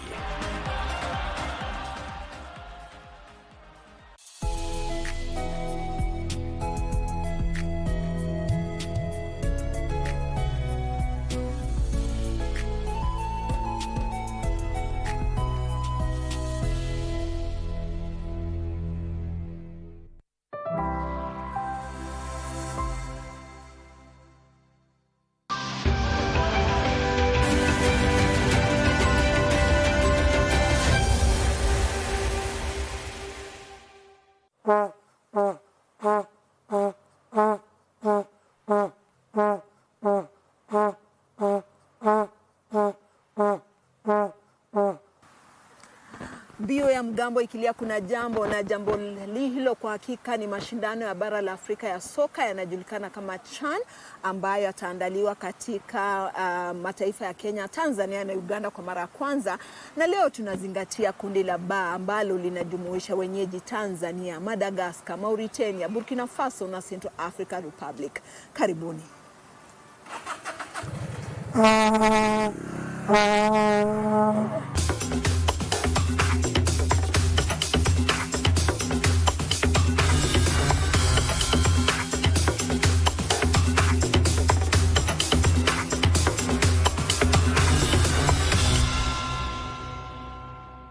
Taifa Stars of Tanzania have made 2 appearances in the African Nations Championship.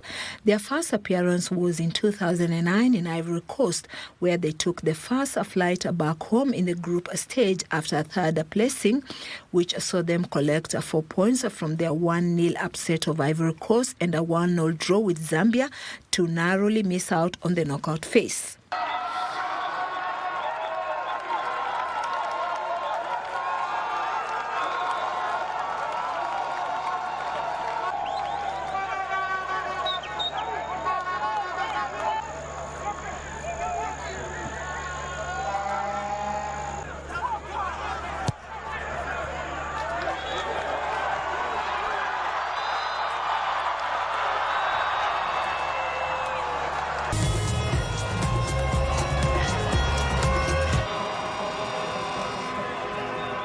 They ended up in the same position in 2020 in Cameroon, where they beat Namibia 1-0 and drew 2-2 with Guinea, but still it wasn't enough. So this will be their third appearance, hoping for redemption out of their group stage suffrage that is also replicated in the Africa Cup of Nations, but at least they have been successful in Sekafa.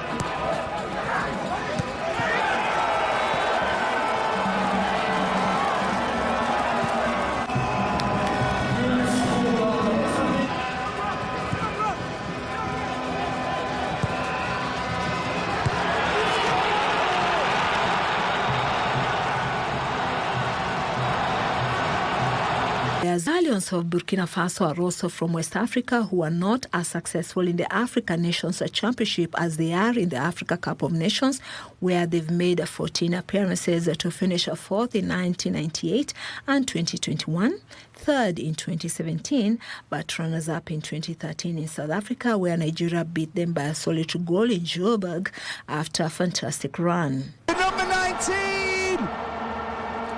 Here's Mr. Mba, one of the home-based players. He's had a good tournament so far. And the Nigeria fans here, Sunday Mba, second goal of the tournament. He's been highly praised. His selection raised a few eyebrows, but have a look at this. He gives Nigeria the lead in this final. Great finish from Mba. He's been very quiet in this first half. Moses kept his footing. Shot was blocked, but look at this for a finish. Bang in the back of the net, 2-1 touch, and finished it off. It was a brilliant goal, and great determination that time from Nigeria going forward. Moses kept the attack going. They all kept pushing forward, and Mba gets his reward. And the referee takes the ball and blows the whistle. Nigeria are the 2013 champions of this African Nations Cup. They finally won their third tournament. Deserved winners tonight. 1-0. Nigeria won. Burkina Faso 0. The goal scorer, Sunday Mba there. As one nation goes wild, another one goes into mourning. Well, I think the deserved winners here tonight, Nigeria, Greg. 1-0 on the evening, and Sunday Mba goes down in history as the man with the tournament-winning goal. Well, Nigeria have done it against great odds. But in Chan, it is a sad state of affairs, as they have been sent home 3 times in the group stage, although they came closer to progress in 2020.